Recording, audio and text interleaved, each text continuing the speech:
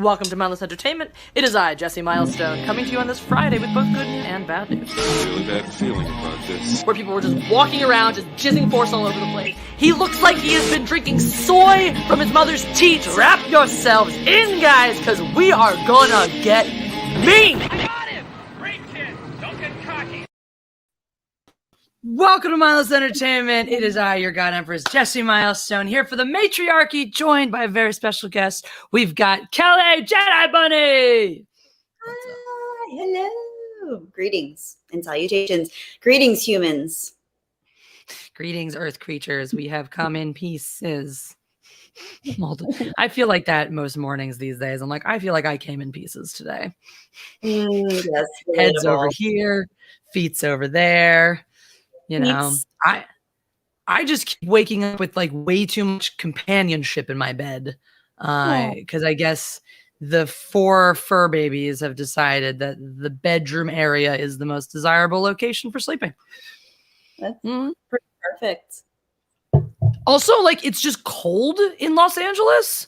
So, like, I don't know what it's like.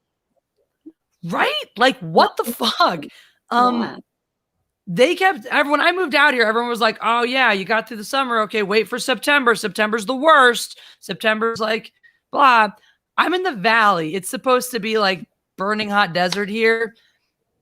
I'm freezing. Our air is off. The windows are open. It's like 70 degrees in the house. And like, I'm bundled up because I'm sitting in a wind tunnel. It's, yeah. It's dry, so it feels cooler when it's dry. So that's true too. That's true too. The cold feels colder. But yeah, so I think the babies have just been like just stuck in there for warmth. It's Lando has finally learned. He has finally learned that I do not want him to fucking drool on my face. And by learned, I mean he still tries to every single time, first thing. But then when I throw him towards my feet, he comes back and curls up on my knees or my chest instead of my fucking face. So that's nice. I love that. I love cats. I find cats to be such wonderful ergonomic cuddlers. Like, they're just so good at conforming to whatever the shape.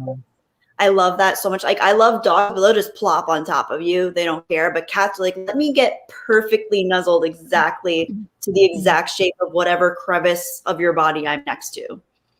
Right. They're like, let me just pour myself like liquid cement and then just solidify when I've filled up all the appropriate holes. Speaking of kitties, how's Nova? She's amazing. She's currently sleeping in a really weird position on my computer chair over there. Don't mind the mess. That's her. Oh, I like how that's a mess for you. It is. Well, that's a cat mess because we put tissue paper in her tunnel. She loves tissue paper. So. Oh boy. Pancake is taken to destroying our home anytime we don't play with the laser pointer when he asks. He's really into the laser pointer these days. Those to are the point. Yeah, dude. We got one of these. I will show it to you because it looks like a strange pod from outer space. Pinky, don't get excited. I'll push the button if you want, but you were taking a nap, so you can. He's napping in my scarf right next to me right now. Let me see if I can show you him. I love that you even have a scarf out. That's how cold you are. You have a scarf. It's actually no, I dropped my mic. It's actually because I flew not that long ago, and it was this is my trap. Like it becomes my like neck pillow / everything pillow on the plane. I need one of those. Hi, look at your little white paws. Hi, little you. Oh, you a little you. So cute. Yeah. He's like, what? You woke me up and now you're not even giving me treats. What the hell is this business? Didn't get no secret treats today. Pancake is addicted to secret treats. There's even a song. Would you like to hear the secret treats song? The addicted to secret treats song? Please. All right. Well, Pancake, you want to come sing it? Or here, you can sing it for everybody. You ready? I'm trying to forget that I'm addicted to secret treats. But I want them and I need them. I'm addicted to secret treats. When you told me couldn't have secret treats no more, I got so mad. I got the endorphins to swarm.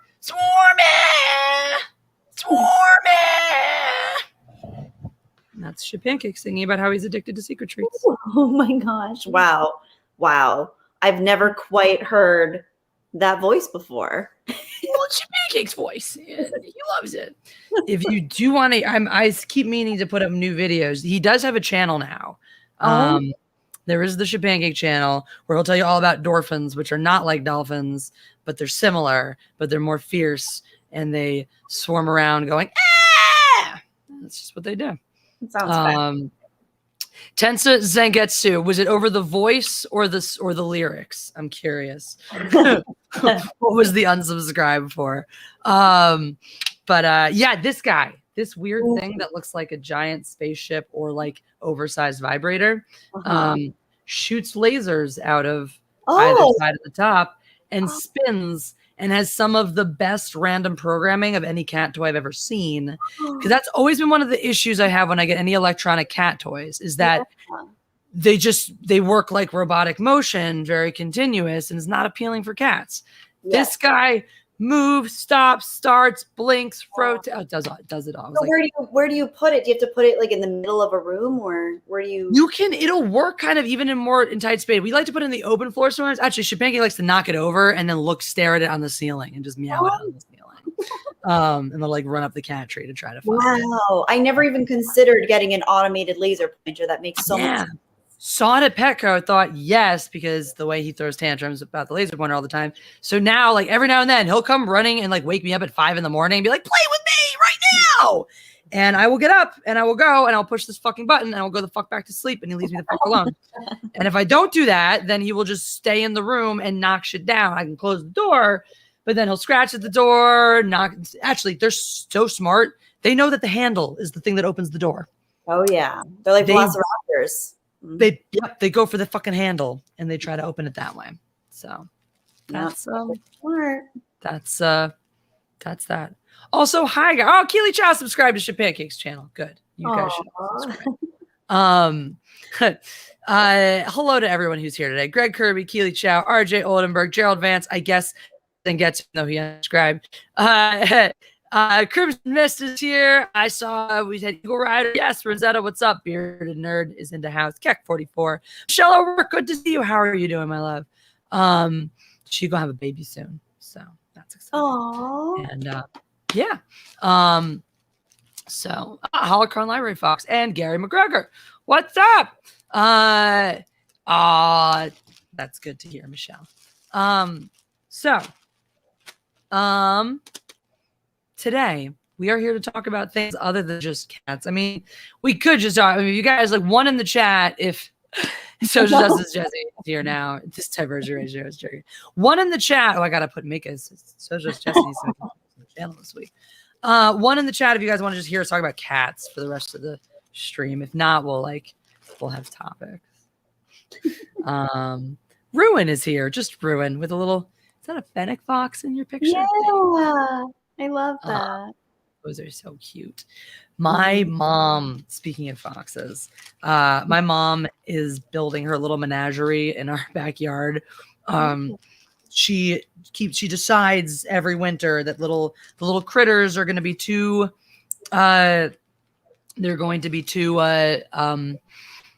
for some reason, that even though wild animals have managed to subsist on their own through every winter prior to my mom being there for them, that now there's no possible way for them to survive a winter without her gracious help. So she has taken to feeding these foxes, but specifically there's a little bitty baby one. Oh, like a teeny tiny one that she thinks, the way she was describing it, I was like, did a fennec fox escape from the zoo? Because it was like super tiny with giant ears and all this stuff. I think it's just a little baby one. Tactical Sandwich, let's talk about dogs. We can talk about dogs too.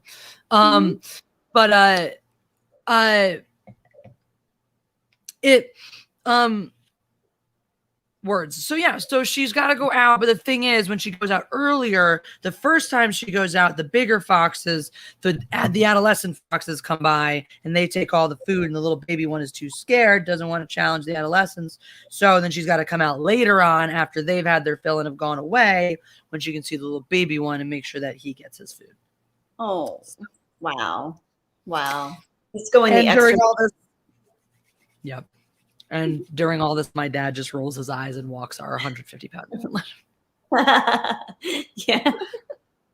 Business. Getting straight to business. Mhm. Oh yes, he's just like, I love no. animals. Oh, I love Yeah, that. wonderful. I don't know. Animals make the world so interesting. I mean, I know humans are technically animals, but I find actual wild animals so fascinating. Ooh, speaking of sad news to start the show, who wants a super depressing animal topic to start the show? Oh no, not me. No. I'm sorry, I'm gonna hit you with it. Oh no. I'm scared. I believe it's the National Wildlife Federation or whatever it is. Whoever's in charge of the designation of species is recommending that 23 species be moved off the endangered list and put on the extinct list. No, which ones? Oh no. We can take a look if we want. God. Oh no. Yeah. That's heartbreaking. That. Oh. It's really sad. Yep, the U.S. is declaring 23 plants and animals as extinct. So the ivory-billed woodpecker was one of the big ones, which too bad that we'll never get a chance to see in the wild because it sounds majestic. Apparently, it has a sort of a strange look to it, and it's very large. So it's known as the Lord God bird because when it takes off and people see it in the wild, they tend to go Lord God because they don't know what the fuck they're looking at. But yes, now some of these, there may be examples. We'll see if this article thing there's about it, but they may have some of these species in captivity, but they can't find any examples of these species in the wild anymore. Hey, Montana's here, sweet pea. But if they're considering them extinct, that usually means that they don't have any solid colonies of them in captivity. So very fucking sad. So here we go. Sad news. Why are you trying to eat a tomato, Lando? Here, have some cheese. Have some cheese. I'd rather watch you eat cheese than watch you kill yourself trying to eat a tomato because I'm pretty sure it's not good for you. Oh, no, I don't know if tomatoes are actually bad for cats. Let's see. Do you know that one? I don't know, but I feel like most things are bad for cats. So many things their kidneys can't process, apparently, that can be toxic. Right. Like lemons. Like Nova loves the smell of lemons, but I looked it up. I vet everything to make sure she can have something beforehand. And lemons are apparently toxic to cats. A lot of fruits are. It's the kidney thing, the being able to process things. They're just on the not recommended list. It's the plants and the stems and the leaves that are toxic to them. Yeah, but so if he's just licking a slice of it, he should be fine. You have to read I Can Draw and Write My Name super chat. It's an amazing I love that they Oh my God, Russell. I'm glad you're going with this avatar again this week. So because Anna's not here to defend herself these past few weeks, Russell has made his avatar this and has made it I Can Draw and Write My Name and is using it as a way to troll Anna even in her absence. Sorry I'm late. I had to go poop really big. Thank you. Thank you very much, Russell, for the super chat and for gracing us with your presence and for taking care of that. So there you go. Huzzah. So, all right. Oh no, it's so pretty. Is that the woodpecker? No, this is the pauli, which is one of 8 Hawaiian birds to be declared extinct this week. I wonder if I know a lot, like Hawaii is one of the places. It's been cats that have come, and that's been the case in New Zealand as well. 11 bird species are on the way to being declared extinct. 8 of them are in Hawaii. Wow. And so 8 of those are officially, I guess. So let's see. 11.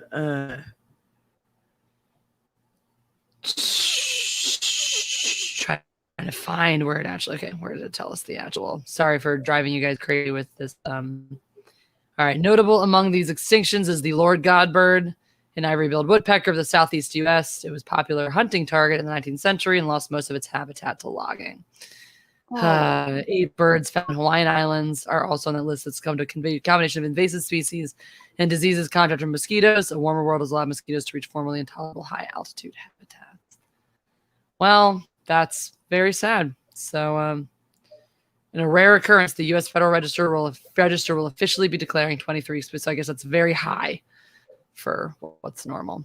Well, Yikes. let's click away from that because that's very sad. So sadness to start. My computer is going so painful slowly. It's probably a bazillion other tabs up on this other on another page because I don't know if you know this. I'm trying to open a fencing club. Yeah. I heard about that. It's like a thing I'm doing. So here, I'll put us back into close up. So I am collecting email addresses, guys. If you want to help be part of the Indiegogo, that's going to be coming soon. I'm going to have fun perks, even if you're not going to, don't live locally, can't join the club itself. Also, the club's going to open up a lot of fun opportunities for the channel. I have so many projects I've been wanting to shoot for so long, and having a dedicated space that I can double as a sound stage is going to open up. So I don't know, Kelly, you live out in LA. You must have had a screenplay idea here or there. Once upon a time, come across the thought, this would be fun to shoot as a short film. So if you ever, those ideas pop into your head, bring them my way. I love that idea. I'd love to do horror shorts, especially with the spooky season upon us. Jeff and I actually are, maybe you might be able to help us with this. I'll tell you about it off air because we're not going to tell anybody the stuff about it, but, we have a short one that I think, you'd probably enjoy. So like quick, easy one of we could do this really simply in a couple of hours and it could look really good. So I love that. That's so cool. Do you have are there any horror shorts that you thriller, any shorts in that genre that stand out to you? Because I do love short film. That I've thought of, that I've conceptualized? Either or, that you conceptualize or that you've seen. Oh, I don't have any yet, other than the ones that I recorded in high school with my friends. But I have a few that I've seen. Obviously, the one I think everyone knows about it now, the one that's the original version of Lights Out is really good. And that was just I think it was just a husband and wife that recorded it in one night in their apartment. And it's really short and it's really effective, scary and really good. And they ended up getting a whole motion picture deal out of it. I didn't think I didn't think that the feature was that good, but the original short on YouTube is excellent. Yeah. So did I ever send you my student film that I made? I don't think so. It's a 25-minute horror short. It was in keeping with the way I did everything in college and still oftentimes do today. It was far overly ambitious for the resources that I had, but I think we put it nicely with what we had. We used professional grade equipment. I have an original score and all that stuff. I'm on the fence about maybe this Halloween season, just putting it out there. The only reason I haven't propagated it more, now maybe I'll just re-upload it to my main channel, and that's how I can do it. The reason I haven't propagated it more is because it's part of what I find to be a very fun breadcrumb trail to leave for people on finding my original YouTube channel, which contains all sorts of gems, like a bunch of my random student projects and my fan videos. One of which I've re-uploaded to this channel, the one where I'm dressed as Darth Vader pretending to mug my friend. Great. Part of a school project. Good times. Oh my gosh, that's amazing. I can draw and write my name. It says, "Where are the bunnies?" Where are the bunnies? I love bunnies because they are soft and fluffy and you can pet them. And I like to pet bunnies because they are fluffy and soft. These are great reasonings. I can draw and write my name. These are great reasonings. Thank you. Is it titled Fear the Hair Flip? No, it's titled Safe House. I'll give you that breadcrumb. So if you can find a short film, a 25-minute short horror film on YouTube titled Safe House, then you might have found my original channel. I'm going to type that in for later to see if I can find it. I'll just send it to you because I like you, and I'm curious to see what you think of my film. But so excited. Yes. Oh. the other clue I'll give to people who want to get there, and this is also more fun, shameless self plugs, is I play music over on 17 Live. That's the other app I'm streaming on more often. And over yonder, I play my original songs. One of those original songs has an original music video that is also on that original channel. And so if you go over there, you can find out the titles of my original songs. And it is, I will tell you, it's the oldest one I play. And I always introduce it that way. So if you are on 17 Live and you hear me say this is the oldest song I've written that I play, or my oldest song that I've written, then you type that title in over on YouTube and you'll find my music video. And that's the other way to do it. So, Jesse, you said 2 years ago that you were going to do a paranormal investigation at the haunted farm. We want to see. I'm pretty sure that the paranormal investigating I was supposed to do was supposed to be with Jeremy, who never followed through on that and now doesn't talk to me anymore. So that's but if you are into paranormal shit, if you guys want that shit, I love it. So I would be 1000% down to do some ghost hunting this Halloween season. Do you want to do some ghost huntings this season? I would love to. I'm personally a skeptic. I want to believe in ghosts, and I used to explore abandoned houses with my friends, and I was always the only one that never saw the ghost that they were all talking about. But it's one of my favorite things to do. I love urban exploring, and well, I love bring that your kind skeptical ass with me. I didn't know you were a skeptic. That's interesting. I have skeptic and a cynic, believe it or not. Everybody thinks I'm this bubbly, positive person, but I'm actually very cynical and very skeptical. I knew you were a cynic. I border on nihilism. So I struggle this with is that. why we get along, though. One day you and I should just get together, 420 it up, and talk about existentialism, because it's fun for me. Have you ever seen Rosencrantz and Guildenstern Are Dead? Wait, slow down. What was that? Sorry. Have you ever read the play or seen the film Rosencrantz and Guildenstern Are Dead? No. Okay. Have you ever read Waiting for Godot? I've heard of it, I believe. Okay. So, do you know anything about theater of the absurd? Not enough not as much as I would like to. Well, first of all, hail Dr. Coffin Nails. Wonderful to see you here. I got to meet him a couple weeks ago when I was out at Horror Hound in Cincinnati. So cool. Just like the nicest guy. Like, I'm not going to say, like, he there's no way for him to be disappointing because he's the sweetest, but he's just very regular, like, which is surprising because I just always had pictured that he was like a skeleton in a top hat. I just assumed that he was just a skeleton who wore a top hat and like probably a bow tie and like maybe cuffs, but like not a real suit, just like the bow tie, maybe like the little insert as far as the cummerbund and the cuffs, little class, but pocket just like yeah, pocket, definitely like had jangling between the rib cage, and just like traveled everywhere in just a coffin that just like rolled around, just popped out, and for some reason he's like Chef from South Park, so he just pops out and goes, "Hello, children." Like that's what I assumed Dr. Coffin Nails was. That's what I pictured. He was a regular person.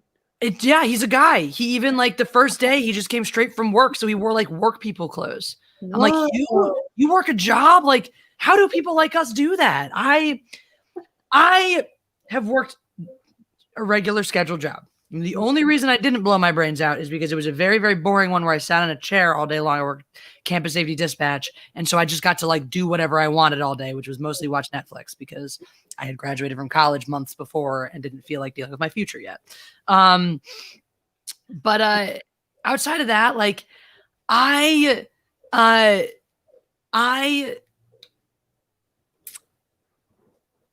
once realized that I had one thing regularly on my schedule, one thing in my week that I had to do weekly at the same time every week at one point in my life. And at that particular point in my life, that gave me anxiety. I'm getting better though. I mean, like I've got streams every week. I show up, I teach a fencing lesson every day. What I've realized is if I'm going to do something every single day, it has to be something that I really fucking want to do. Yes. Wow. I can't do it. Any hoozle. I hope what Dr. Coffin Nails does every single day is something that he really likes to do. Yeah. Because I think everybody should be fulfilled in their job. I do. I think that they should. And I think that that's possible. I do think that's because I think there are a lot of people. I don't know if you've met these types of people. You've met those people that fulfillment in their job means literally going to work and having not a terrible day, make enough money to get by, not have to take their work home with them, go home, forget their job and just live a life that has nothing to do with their day job and all that and the rest of their time. Yeah. And there's a lot of jobs in society that can serve that purpose if they're run correctly. And then all of the other jobs, suit particular personality types and stuff and things and stuff. Also, what's up, Rookie Critic? I got your email. I'll get I might get that stuff to you soon because I got to shoot for somebody else too. So I'm lending my voice to a Rookie Critic project. That's going to be really funny, I think. And a Dr. Alex project.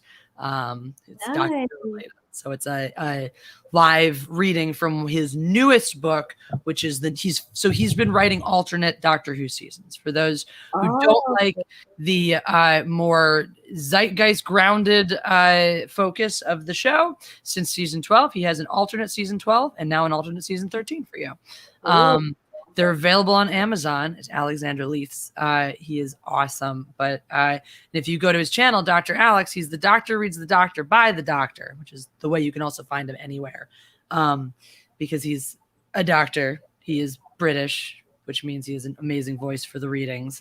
And he wrote authorized Doctor Who stories back in the day, too. So he's not just some hack who's like, I love Doctor Who. He actually wrote ones that were canon Doctor Who stories back in the day. And he has a collection since the copyright has lapsed on those.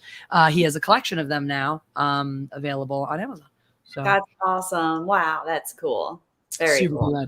So I will be, and Jeff and I will actually be lending a couple of lines to an episode coming up. So love that. Yeah. Ooh, so I digress though. I was off on my whole theater of the absurd. Yeah. Let me just see if let me make sure I'm caught up here with super chats. Ghosts are not real because Star Trek told me so. Thank you. I can draw and write my name. We'll get back to we'll circle back around to ghosts, guys. Don't worry. I have much more to say about ghosts too. But Andy McCallum's here. What's up? Welcome all you guys. Make sure you're pressing the like button. I want you to tell me ghost stories.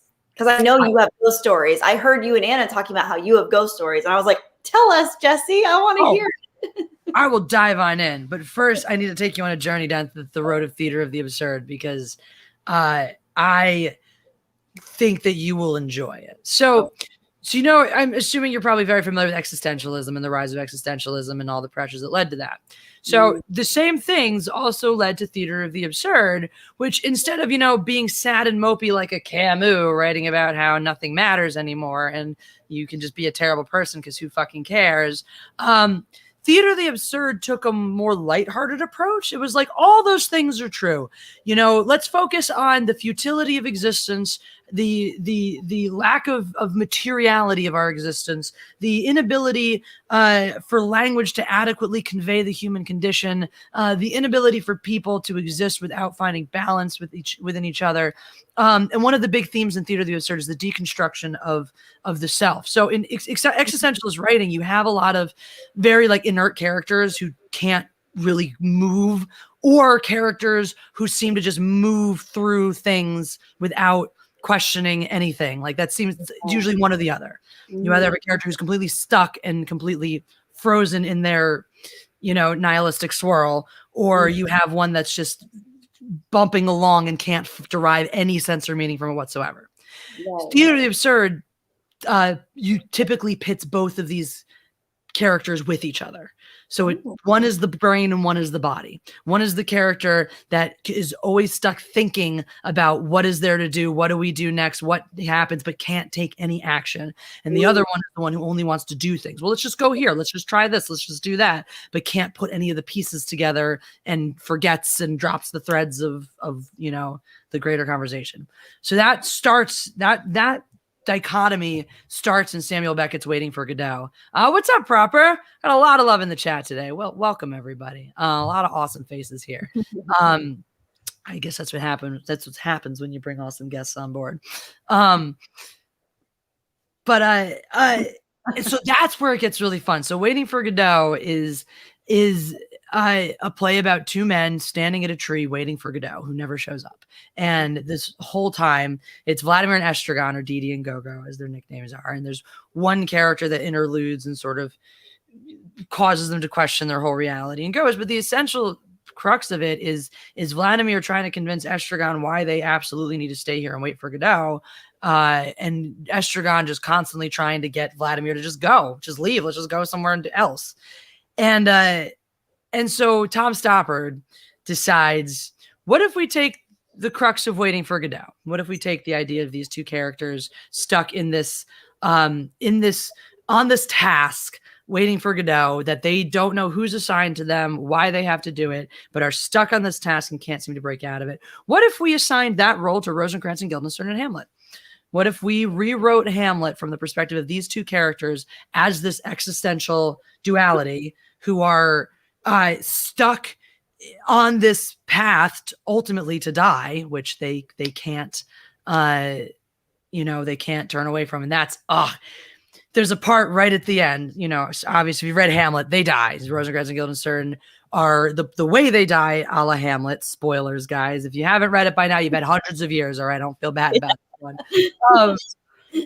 So they're Hamlet's childhood friends who've been sent by the king to try to find out what's wrong, because of course the king has murdered his own fucking brother and married Hamlet's mother, and all this bullshit's been going on. So the king wants to know, kind of suspects that Hamlet might know something and wants to know what Hamlet knows and what's going on with his fucked up son-in-law. And so gets his childhood friends Rosencrantz and Guildenstern to come out to try to discern what's wrong. Hamlet, because he's a fucking asshole, decides that this is such a betrayal of his trust that when they are given a letter to carry with Hamlet, who's being taken across the sea to Denmark and whatnot, that's supposed to have Hamlet put to death. They don't know what's in the letter. So Hamlet then takes the letter out and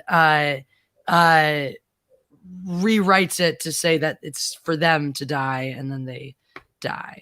Is the crux of how that goes down.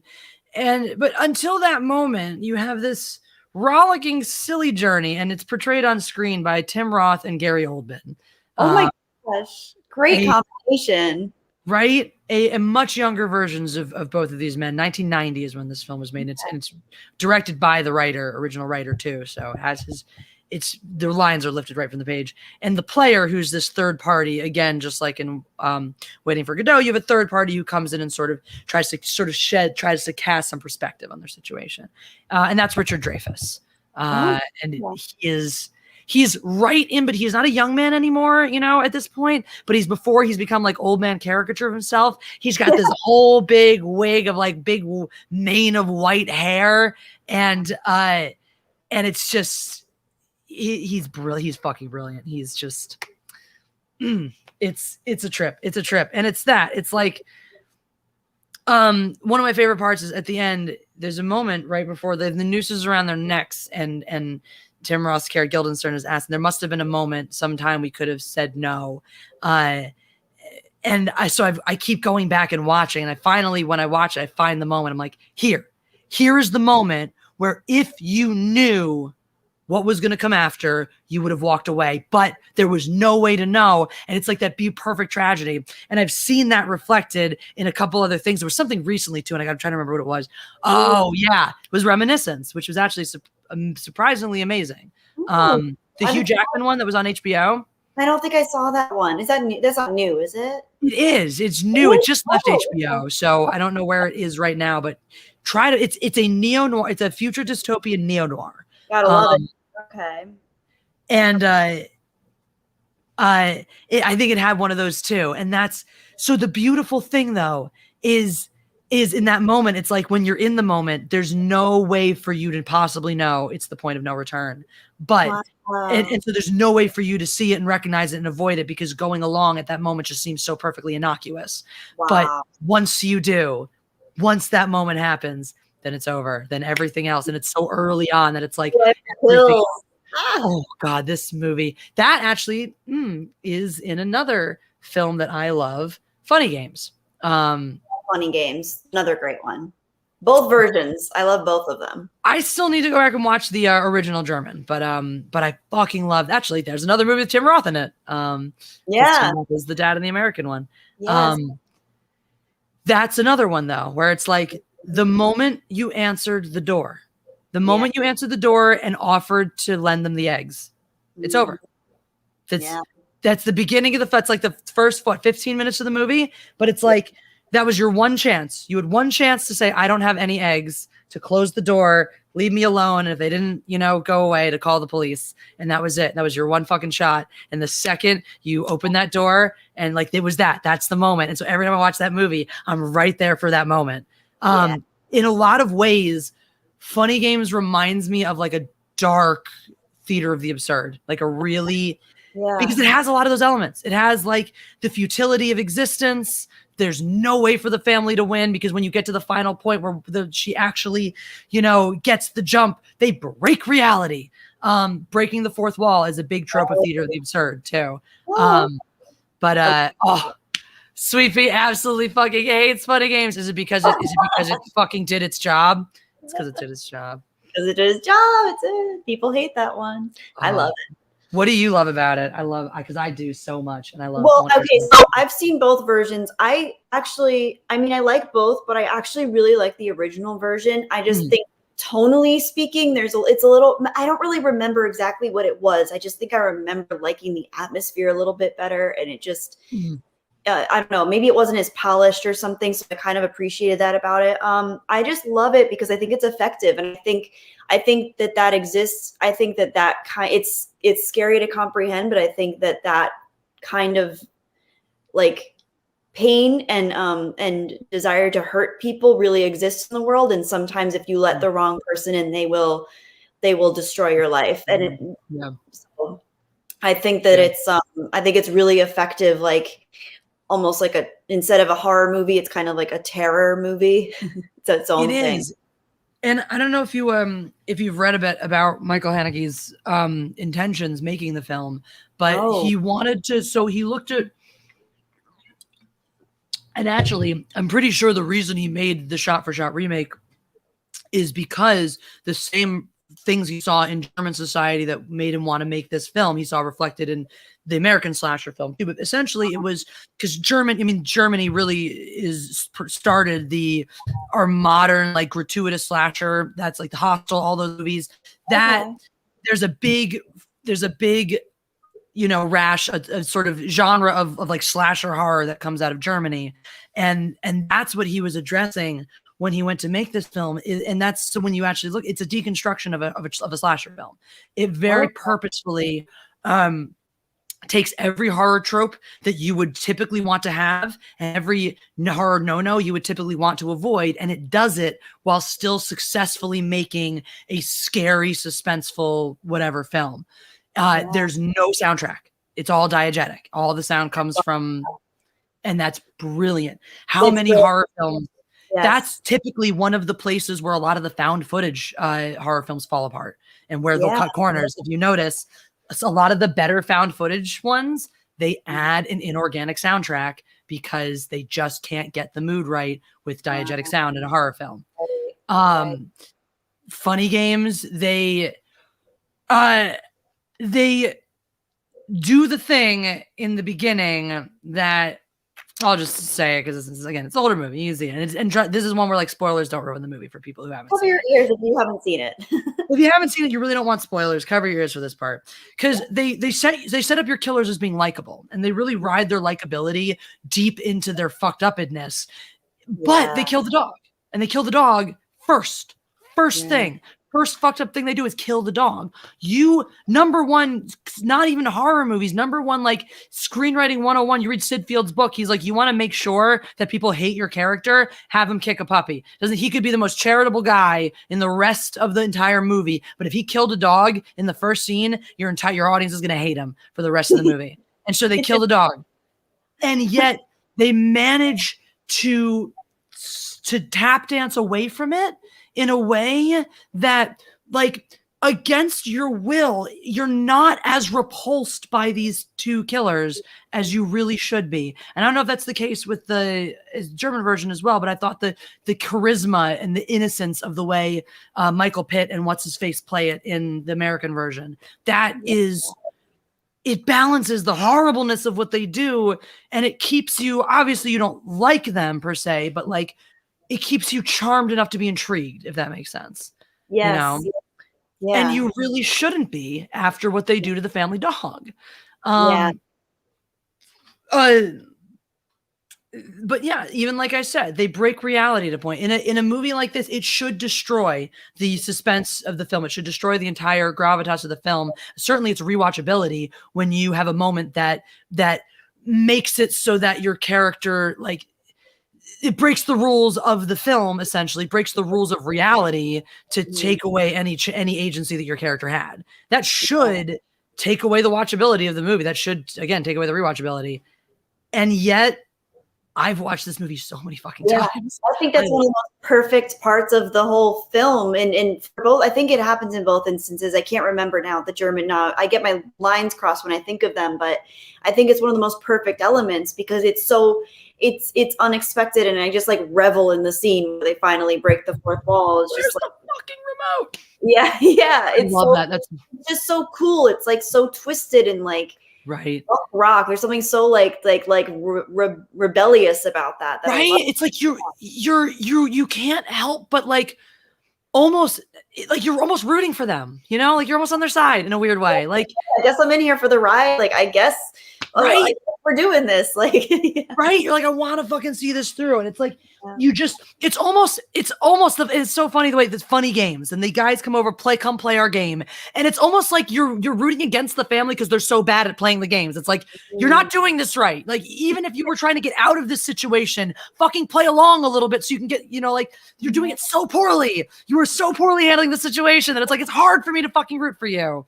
But at the same time, it's not in that horror movie way where they're being so fucking stupid. It's like, it is an outlandish situation and you're doing the best that you can. Your best is just not very good because you're just a regular, like you have families in a crisis situation that act completely stupid. You have families that act like regular people, and you have people who are just good in a crisis and know how to act. These are the middle, you know, they're not extraneously stupid, but they certainly don't know how to act in a crisis. And there's certainly an average sample of a family, of a modern family, the averaged out sample group. Exactly. Perfectly average. And the way that they wear down on them so that the mistakes that they make later are mistakes that they make because they've been beaten up, fatigued, you know, deprived of sleep, had their loved ones murdered in front of their eyes, you know, like, Yep. Also, that was another thing. The family member they choose to kill first. Typically, a film would not do that, would save that one for the last. If they're going to go for the whole killing the whole family, would kill that one the last. And it would certainly, or would have him escape, it would not have gone down the way it goes down. It is abrupt. It is brutal. It is relentless. And it's that. It's like, it brings you along for every moment that you're expecting. And just when you think you know what to expect, it takes a golf club and smacks you in the fucking kneecaps. Yeah. Well said. Yep. God. But yeah, I really think you'd enjoy Rosencrantz and Guildenstern Are Dead. Because it's like a less dark version of that, you know. So will you send me like the text of that? Because I don't know how to even begin to write that down. Absolutely. It's a lot of letters. Don't worry. And if you ever want to, the other one you said. It's not super Halloweeny. Oh, Waiting for Godot. Yes, that one too. And even though it's not super Halloweeny, if you ever want to come up here and watch it on our big giant TV. Oh yeah, I would love that. We had a couple of these super chats before we move on. Ghosts are not real, but Halloween is my real birthday, says I can draw and write my name. Thank you. Thank you for that. Thank you for sharing. SJW Jesse, thank you for the super chat. Pro tip: to make a ghost leave, lecture them on CRT. I don't even know what CRT. Critical race theory. There we go. There you go. That probably works. That probably works. Not all ghosts. Thank you, Social Justice Jesse, for giving me the idea for the next. How fitting that Social Justice Jesse should have given Jesse the idea for the next Social Justice. Ooh, and my thought says Lake Mungo. Did you ever see Lake Mungo? No, I didn't. I heard that one's like legit scary though, right? Is that what it's like? It is and it isn't. It's more like it's kind of heartbreaking actually. Oh.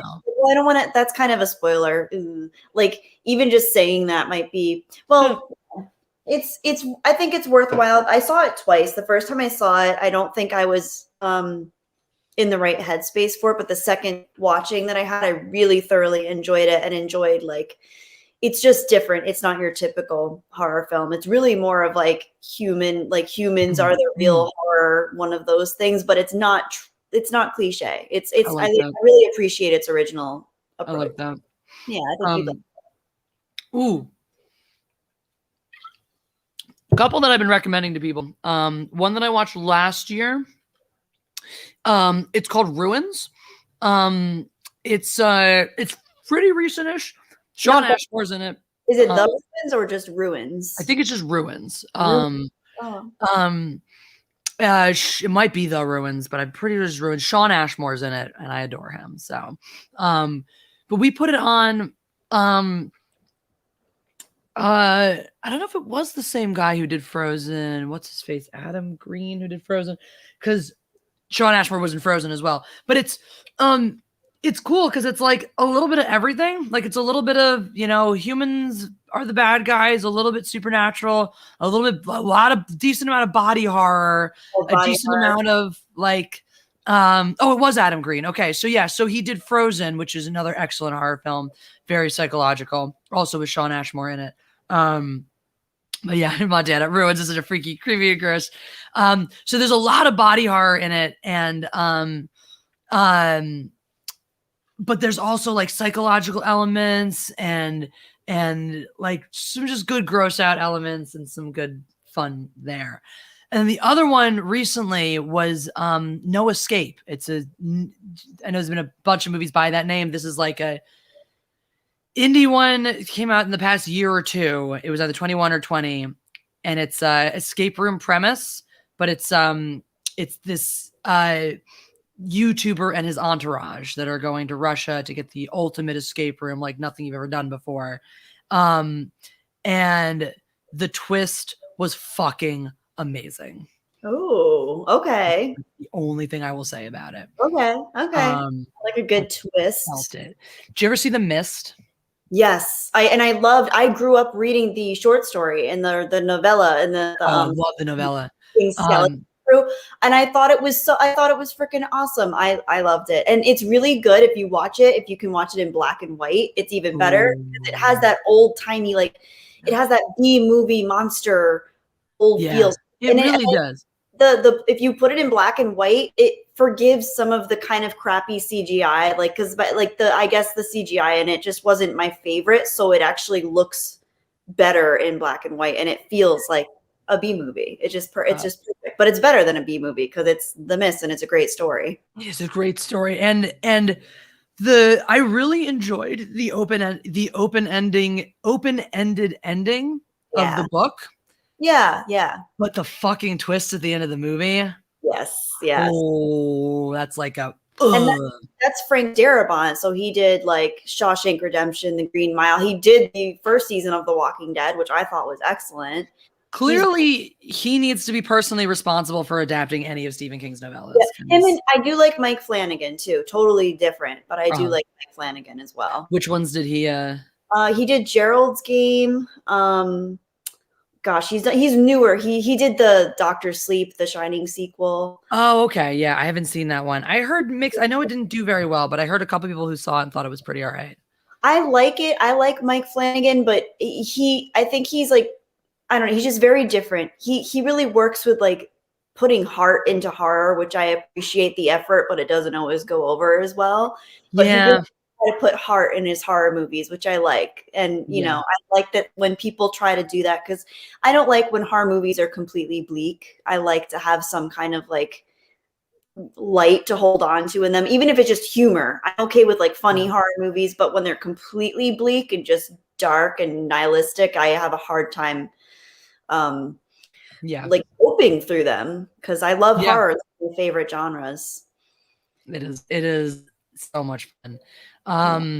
Actually, the intersection of horror and comedy has been something that's driven me since high school. So that's part of what led me to things like Funny Games. Funny Games is one of my favorite intersections of that, because that movie doesn't work without the humor. And humor is dark and it's twisted, but it's like you're not you shouldn't laugh, but you do because you're supposed to. Exactly. You know, despite yourself. Exactly. It's so fucking good. It's so dark and I love it. Dr. Coffin says, it was great meeting you, Jesse. Turns out you're a real person too, and a very nice one at that. Well, thank you. I try to only be an asshole to people who deserve it, you know. But yeah, I do have legs. I know there's been a question as to whether I'm more than just a floating torso. Dr. Coffin can in fact confirm. So that's Kelly also can. She's seen my legs. They exist. And I have legs. We have legs here. We do. We are people with legs. Look at that. It's a leg. I saw Errant Knee over there. There you go.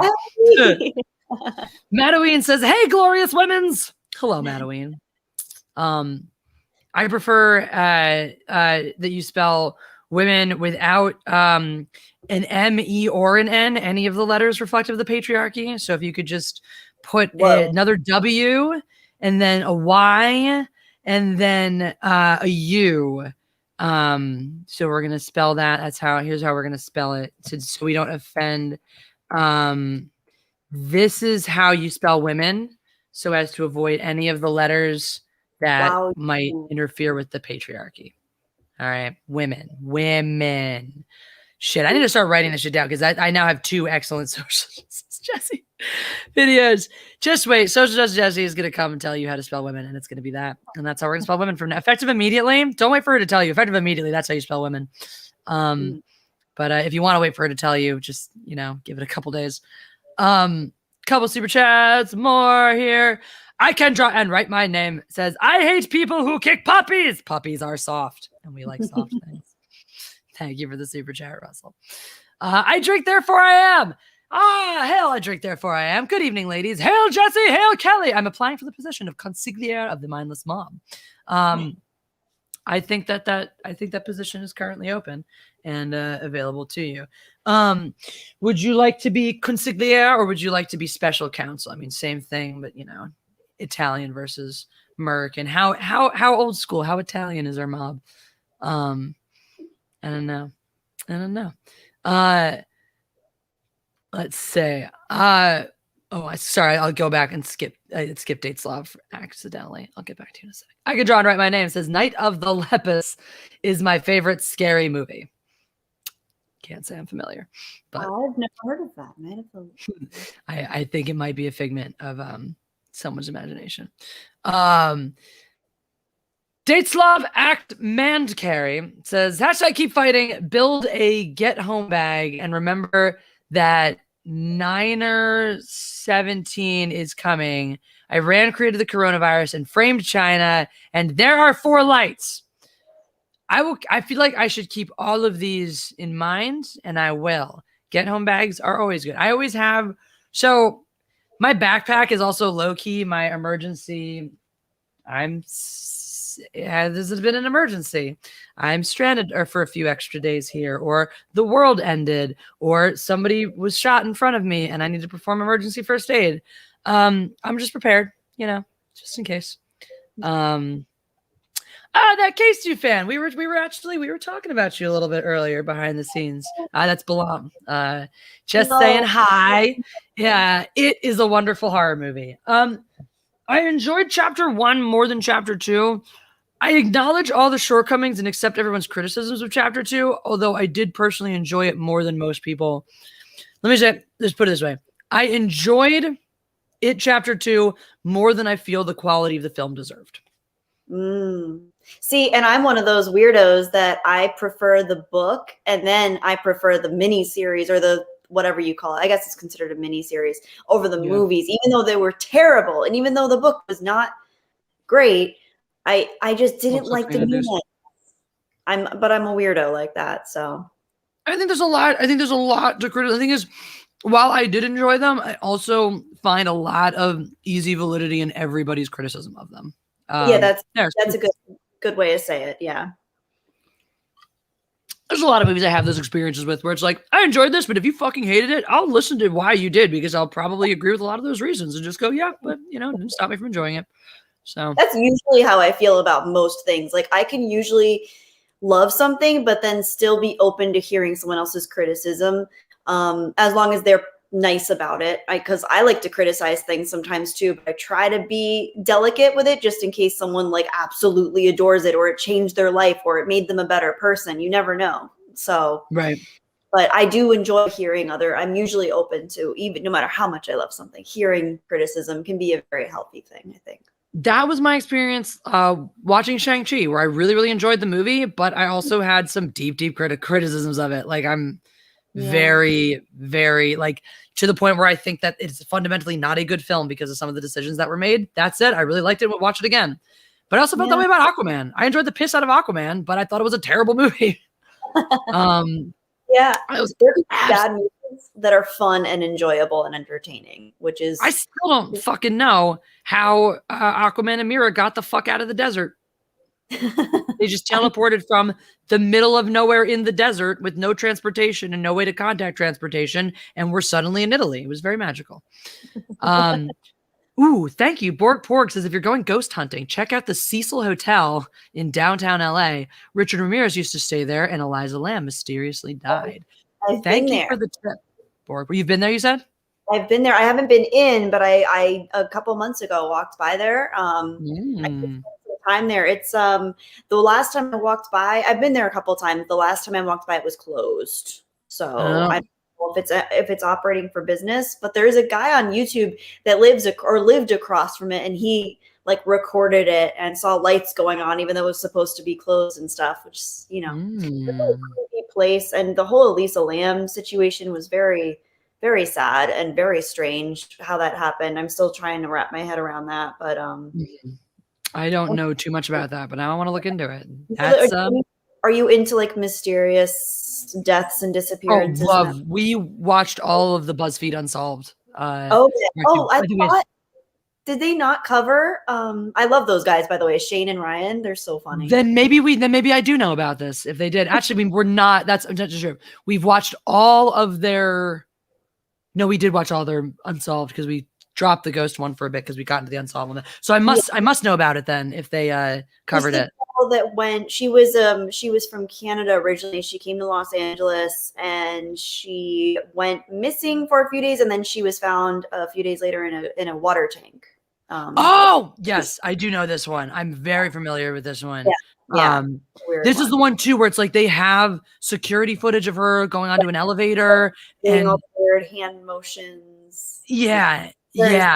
Because that story, I actually was a little bit familiar with that one before they covered it on BuzzFeed. Because that was an early one they covered on BuzzFeed. Because that one pops up all the time in any of the compilations of mysterious disappearances and shit.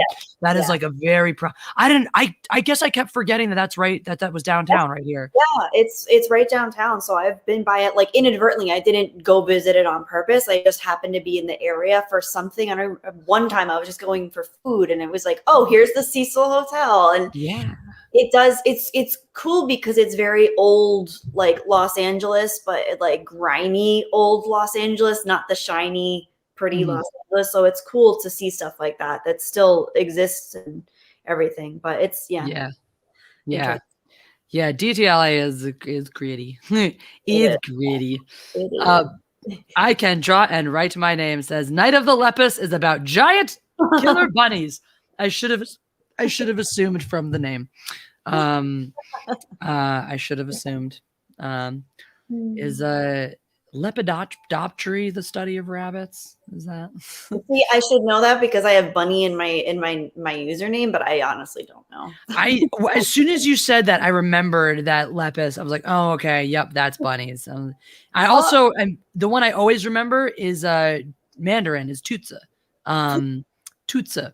And I never forgot that one because so even though Firefly used Mandarin so that they could swear on television, they still, instead of just saying swear words, which they do, if you ever hear them go Hundan, that's bastard. They just say that one all the time. Yeah. So instead of just saying swear words in Chinese, though, and I've definitely heard them say fuck in Chinese too. But they do these creative ones. So there's like, something about like getting shoved up a donkey's ass, or like you're the mother of a dead rat, like some stuff like that. So there's one about something to do with a rabbit. And it's so every time I hear it, it's like, and I also know when it is too, it's right after Jane tries to trade Vera. I'm pretty sure this is what it is. I haven't seen Firefly, so I don't know. I don't know these people, but they're allowed. Motherfuck! Why haven't you seen Firefly yet? I know you always tell me I need to see it, and I will see it. I have such a long list of things to see. For everyone else, it's when Jane tries to. This won't make any sense to you, and you want more words. It's when Jane tries to trade Vera for Mrs. Reynolds, and for Saffron, and he has this like blah, blah, blah, blah. It's one of the times when he's exasperated, and the last thing he says is Tutsa, which is rabbit. So it's just like, I swear, is rabbit a naughty term in a Mandarin? Nope. It's just in whatever random insult they concocted with used a bunny in it. Hi, we miss you. I miss you. I can't wait to have you back next week. We will be back on Anna's channel next week when she returns to us. Hopefully, if she returns to us, yes. But Anna, do you want to go hunt ghosts with us in LA? Gary N is right. He says Firefly is an absolutely awesome show. You need to say it. I trust Gary's opinion. He knows me. He knows that. He knows what I like. So I do. I doubly have to see it. He is a trustworthy man. Holy shit. This is a very large super sticker. Thank you, Andy. Thank you so much. It says, you're amazing. Little Shiba Inu with sparklers. It says, you're amazing. You're amazing, Andy. Thank you. Andy's one of my biggest supporters over on 17 Live. He's an awesome supporter over here. Amazing member of the Mindless Mob. Which, by the way, as I drink, therefore I am, and I've already been discussing, etc., is everybody, all of my core Mindless Mob people, we're doing a lot of fun, exciting things right now, and you all have a place in it. Andy also has a channel of his own right now, by the way. I had the link. Where is my link? Let me find it. Here it is. All right. Profile photo. That's perfect. Is that the doctor? It's small on my screen. But like the Simpsons doctor. Who? Let me swear yeah, it does appear to be that. Indeed. Yeah, that is cool. A Simpsonified what's his face? The actor. Who's this doctor? I always forget the names of the actual actors. Right. I'm just like, I know. But he's one of the best. I know that. I really do. He was a nice, he felt like they were going for like old school style Doctor Who with him. Peter Capaldi. That's who it is. Capaldi, yes. Capaldi. Nothing. Tennant is still the best, but we'll love it. Also love the Matt one. Matt Smith, yeah. Matt Smith, love Matt Smith. He's great, but it took longer to grow on me. This is Andy McCallum's channel, by the way. So guys, go subscribe. It is the Idiot Box Reviewer. So there's going to be reviews of stuff on TV, Very cool. Thank you so much, Andy, for the amazing super sticker. Thank you. Words cannot express. Thank you. And guys, if you're here also, just make sure you press the like button. We're 11 away from crossing that 100 likes. So thank you, everyone who is here, for being awesome, because you are. And thank you. I can draw and write my name. Pay no attention to the other Anna in the chat. I am Anna. The other Anna is stupid and fake. Anna, you have some competition. Sorry. I don't know how to determine. How will we ever determine who the real Anna is? How? I don't know. So you're a ghost skeptic. So you've been to creepy haunted places. Mhm. You've never Supposedly. experienced purportedly haunted places. You've never experienced sudden drops in temperature. I mean, even if I did, I feel like my skeptical brain would explain that away just from temperature fluctuation. Like I would probably just explain things away. Even like a little white mist, if I saw a white mist in the shape of a human, my brain would be like, okay, there's probably an Occam's razor plausible explanation for why that might take that shape. So you're just not open to being convinced then? No, I want to believe. I'm like Fox Mulder. I want to believe. That's okay. See, this is something I've learned because I live in both places, right? I live in both of these places. I am the real Anna, me. I don't know how we're gonna tell. I'll leave this up here. If that Star Wars girl wants to come back and offer a counter argument, we'll hear it. But sweepy. It was just a cloud of dust hitting the moonlight. Because there's two things, right? Because I lived in a place for a long time of I've seen and experienced many things that I don't have an explanation for, that I was not able to find a discernible explanation for. But I also have a skeptic's brain that looks for answers, reasons, explanations, etc. And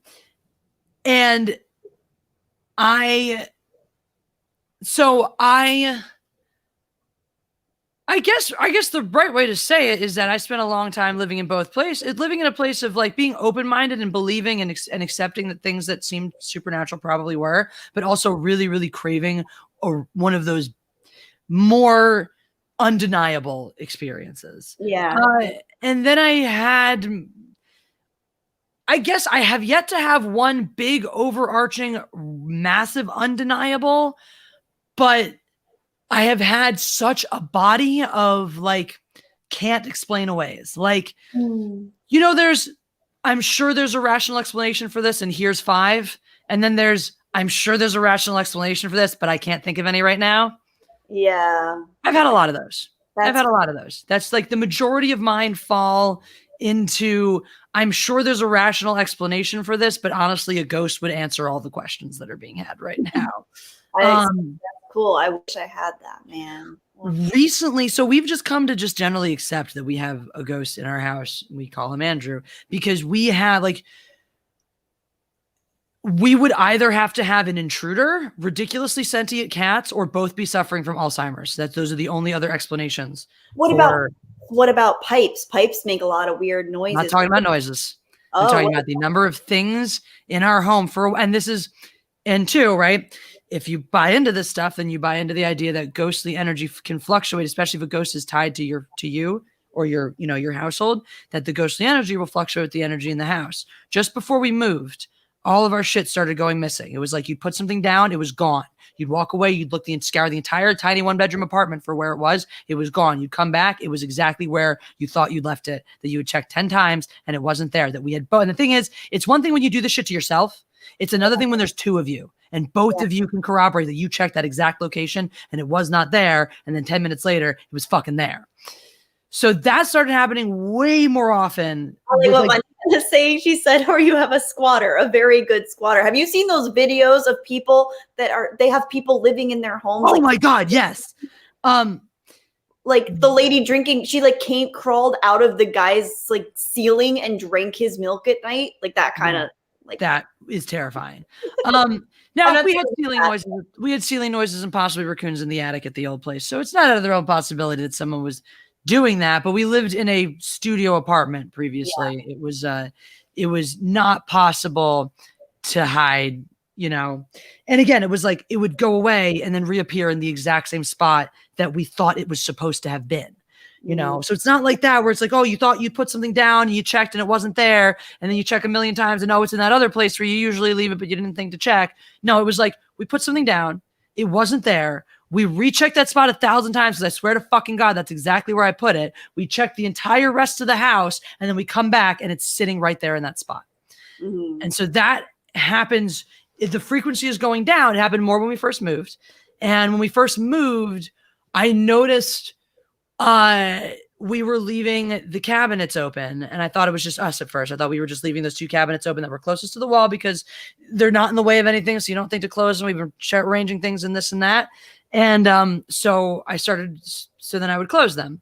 But then I started noticing I would close them, and then I would still be in this area in the living room. Jeff would not have come out at all. He would have whatever, and I would go back to the kitchen and they'd be open again. So we were getting that. But as soon as we settled into this place, and really especially we had to have it a little bit when we did our last big unpack, when Kim moved out and we got our room back and moved everything in there. And then once we kind of claimed our space and got a little more moved in, it settled down immediately. It still happens here and there, but it settled down right away. Interesting. There's a light in my house at home that probably has bad wiring because, and this is where I come to things, like there's probably is bad wiring in that. Even if you go to the BuzzFeed guys, right? They, and this is something that makes sense, right? If you have something that exists on another, because you can approach this from a scientific standpoint. If you have energy, you can just call it spiritual energy, whatever kind of energy you have energy that's residual from somebody that was once alive or that is reflective of some sort of creature that doesn't exist in our dimension. And we can't detect them. We have trouble detecting them, but can sometimes. Then it stands to reason that these, essentially, the theory is sound. It's our theory is you have to work back, accepting it as true, and then work backwards. But it does track to say, okay, if a creature is able to disrupt sound waves, to disrupt whatever, working within existing energy is easier than creating energy to then manipulate. So the idea being that if something we're trying to make contact with you, or trying to communicate, or just we were in somehow temporarily perceiving its existence, that it is much more likely that its residual energy or purposefully applied energy would come through existing energy. That's the idea behind that. The thing they'll use that flicks through channels so rapidly that it can't catch more than a syllable. So if you hear a concrete word, it means that either it's been accidentally put together through multiple edits, or somebody's communicating with you. And that's something that I've noticed too, because I'm like, all right, old house, bad wiring, fair. But how come when I talk to the light, to the spirit in the light, it reacts, like, okay, I get, like, it'll get really intense sometimes when I'm in my room and I'll be like, okay, I see you, chill out. It'll chill out. It'll like stop abruptly and then just chill for a minute or two and then start flickering more gently again. Like, it's shit like that. Those are the kinds of things where it's like, so I live my, and I think it becomes different then for, because I live my life just having generally accepted now that these things are what they are. And so I interact with them. And the more I do that, the more I become aware of them and the more prevalent they seem to be. So I think there's a little bit of a both and, because then that too, if it's a situation where anybody is interested in making contact, if there's an entity that actually does want to contact, they're much more likely to continue to try to make contact with people who are interested in receiving and returning that contact. Yeah. So by that token, that just makes sense. It's like, hey, this is a difficult thing to do, to manipulate energy to try to get your attention. And if every effort to get your attention results in you going, I don't believe that you're really there, then they're probably going to get someone else's attention eventually. So see, I like that explanation. Okay, but I wanted to hear your explanation for this. My whole life, my mom and I had a pact. I told my mom, I can't imagine, my mom was my best friend. I can't imagine living without you, Mom. Please promise me you'll haunt me when you die. So she would like laugh and be like, okay, Kelly, I'll haunt you when I die. And even like 2 days before my mom died, on the phone, as she was like, she could barely talk anymore, she said, I'm going to haunt you. And I was like, all right, here we go. I hope so. And she died last year, and I haven't felt her or seen her or experienced her. And it's all I want. Like, I would love to have my mom haunt me, right? Like in any capacity whatsoever. And I've had a few experiences that are like, oh, that could be a sign, but not like a presence or anything like that. And it's all I ever wanted. So this is part of the reason why I've so badly wanted to like believe in ghosts. And like, cause I feel like even when I was a young kid, some part of me, I always felt like I was going to lose my mom, even though she was healthy and young and vibrant and beautiful. Like some part of my subconscious was so scared she's going to die that I like made her promise that she'd haunt me, and she isn't. So, like, I don't know. I really want to believe it, though. I really do. I want to. Have you, there's, oh God, I know I've seen like a short film like that of exactly somebody lost somebody close to them who promised to haunt this and that. And the person was trying to contact them and the other person just kept like missing it, like kept sort of, and it's like, it's, I don't know. I don't have answers and explanations because like part of it and part of the journey is like, if I said I know stuff and can explain it, then I'm full of shit because I can't. Like that's part of like, if science could explain it, it would have. I don't know more about any of this than scientists who study it do. So if I had real answers and explanations, that's really interesting because I never thought of it in that way. And in the way that you attach to your family members, because I've had a lot of those same fears my whole life. But sorry. I've always, oh dude, it's okay. When I cry because I have feelings. It's never, nobody makes me cry. I just cry because I have feelings.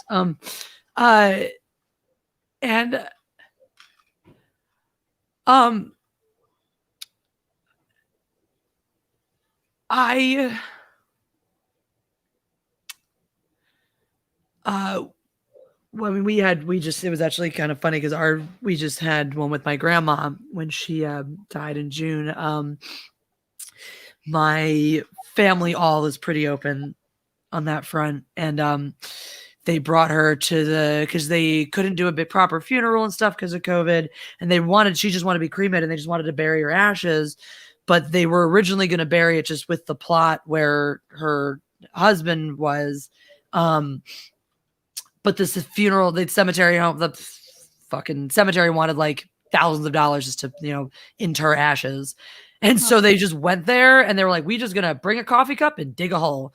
And and so they did it and they put it in. And there was this beautiful day. It was as beautiful. Couldn't ask for a more picturesque sunny day.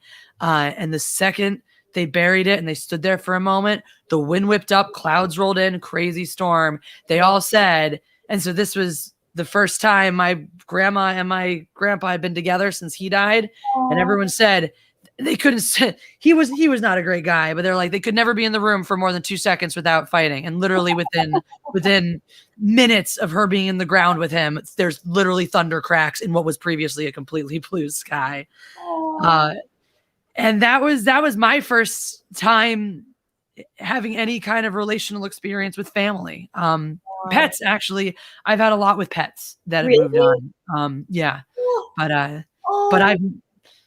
But yeah, for all the belief and stuff, it's like I with my grandma being gone too, like I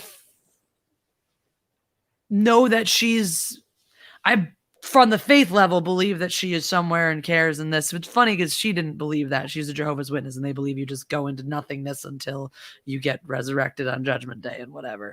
But yeah, I don't know. Like, I don't know if I believe that the supernatural stuff and all the things that occur are necessarily, always and often, even often people who have died and passed on and stuff. I think there's just a lot more to this world than we perceive and can perceive. But on the pet thing though, we, right after my dog died, the first one that we had when I was a little kid, we had, my mom came home one day and she told us this right when it happened too. She opened the fridge and this bag of carrots, and we usually like had a veggie drawer or something that was sat in, whatever it was like a bag of carrots that hadn't even been opened yet, was open, and like a half-eaten one fell out of it. That was like how he loved. That was his favorite snack. He munched on carrots. He loved. It was like a weird thing for a dog, but he loved carrots. That's cute. And then I had these. He would steal a couple of the toys that I used to have, and one of his favorite toys to steal disappeared from my room. It was after he had died. It disappeared from my room and showed up outside in our little Pachysandra ground covering where he used to go walk around and go to the bathroom and stuff. Wow. Oh. Yeah. So I've had that. I also had to exert. Well, this is one that I find. I'll read the super chats and tell this one because this is truly bizarre because it's such a humorous story, but it all fucking tracks too. I can draw and write my name. Says I tried to sneak into Henry Cavill's attic and secretly live there, but I was too short to reach the stairs, and I heard someone coming, so I ran away. I love the spelling. It's so perfect. I'm enjoying this so much. Oh my god. Henry Cavill can rattle my pipes any day. Oh god. Every day. Thanks for the correction. Gary N says, any thoughts on Mike Flanagan's new Netflix show called Midnight Mass? I haven't seen it yet, but love The Haunting of Hill House. I've heard that's excellent.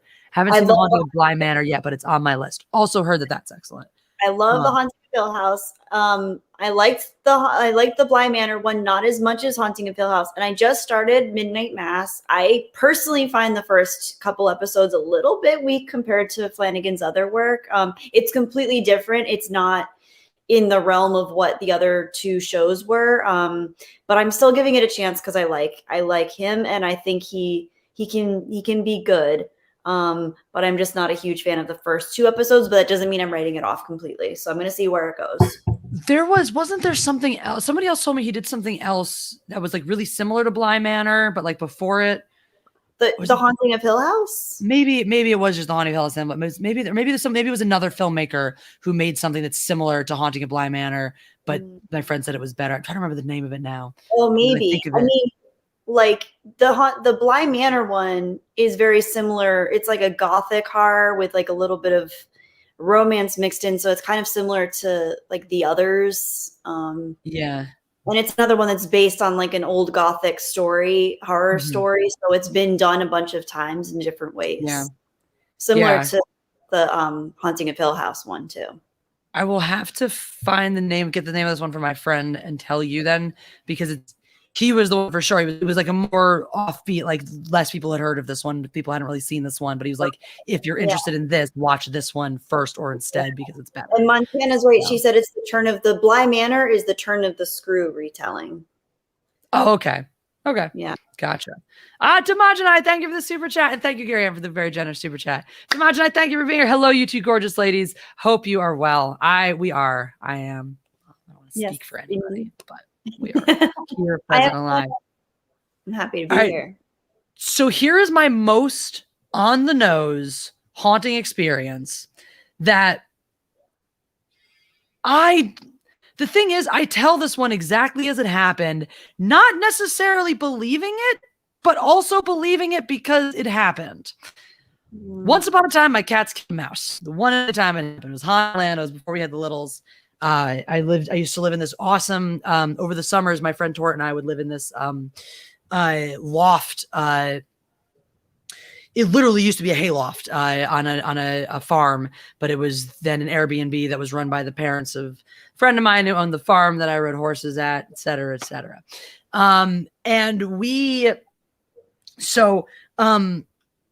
We come back one night and we had a friend with us too. We walk in and we see this line running across the floor. So it's huge open space. Our sleeping arrangement. We had these little like tents over in the side, like little pavilions with our beds and stuff set up in them. But the rest of it was like this big, wide open area that the cats loved running across and stuff. It was like kind of slick with the floor. It was like a lacquered painted floor. They're chasing around after this mouse, is what turns out. So I'm just watching this pure comedy because it's like little creature and then two big creatures just in a line scurrying after this mouse all across the floor back and forth. And my sensitive self is like, I don't really want to get involved, but I like sort of want to give the mouse a chance to get away. So they have it kind of pinned down over around the sleeping area, like where the actual like living area is. And I'm trying to distract the cat so the mouse can go the other way. The mouse decides to change direction, run right into Han, basically, who pounces on it, and in one fell swoop, either out of, which is good, by the way, because there were points where they were catching up to it and grabbing it and like tossing around and stuff. And I thought Lando was going to get the kill, and I was like, oh, that's too bad because Han is the boss, and even though he's retarded, like it's going to hurt his feelings if he doesn't get the kill on this one. So he gets in there because the mouse is as retarded as he was, pounces and either out of sheer terror or blunt force trauma, the mouse dies. And moments later, Han emerges triumphantly with it in its jaws and parades it into the middle of the floor, growling like a motherfucker. Like, Wow. like he's a ferocious king of the jungle. So fucking proud of himself. So he carries it out to the floor, pops it down. He lies down with it and just is like investigates it and doesn't know what to do because he's a fucking house cat. And is just like sniffing around at it. But anytime Lando wants to come near it, growls, freaks out, grabs it, my mouse, but doesn't fucking know what to do with it. Best moment ever. I come walking over to him. There's one he's growling, and then there's one moment where he realizes it's me and that I am the boss, and he stops and he like moves off to the side a little bit, and he just like kind of is like, okay, it's your mouse. And I'm like, that's right, bitch. And he growled again when I got close. But he finally gives up, walks away. Lando comes over. Lando might have had a fighting chance with this mouse, but it's cold at this point. Lando's like, this isn't food. This is a toy. So he starts throwing it around the floor like a hockey puck and like tossing it in the air. It's very morbid.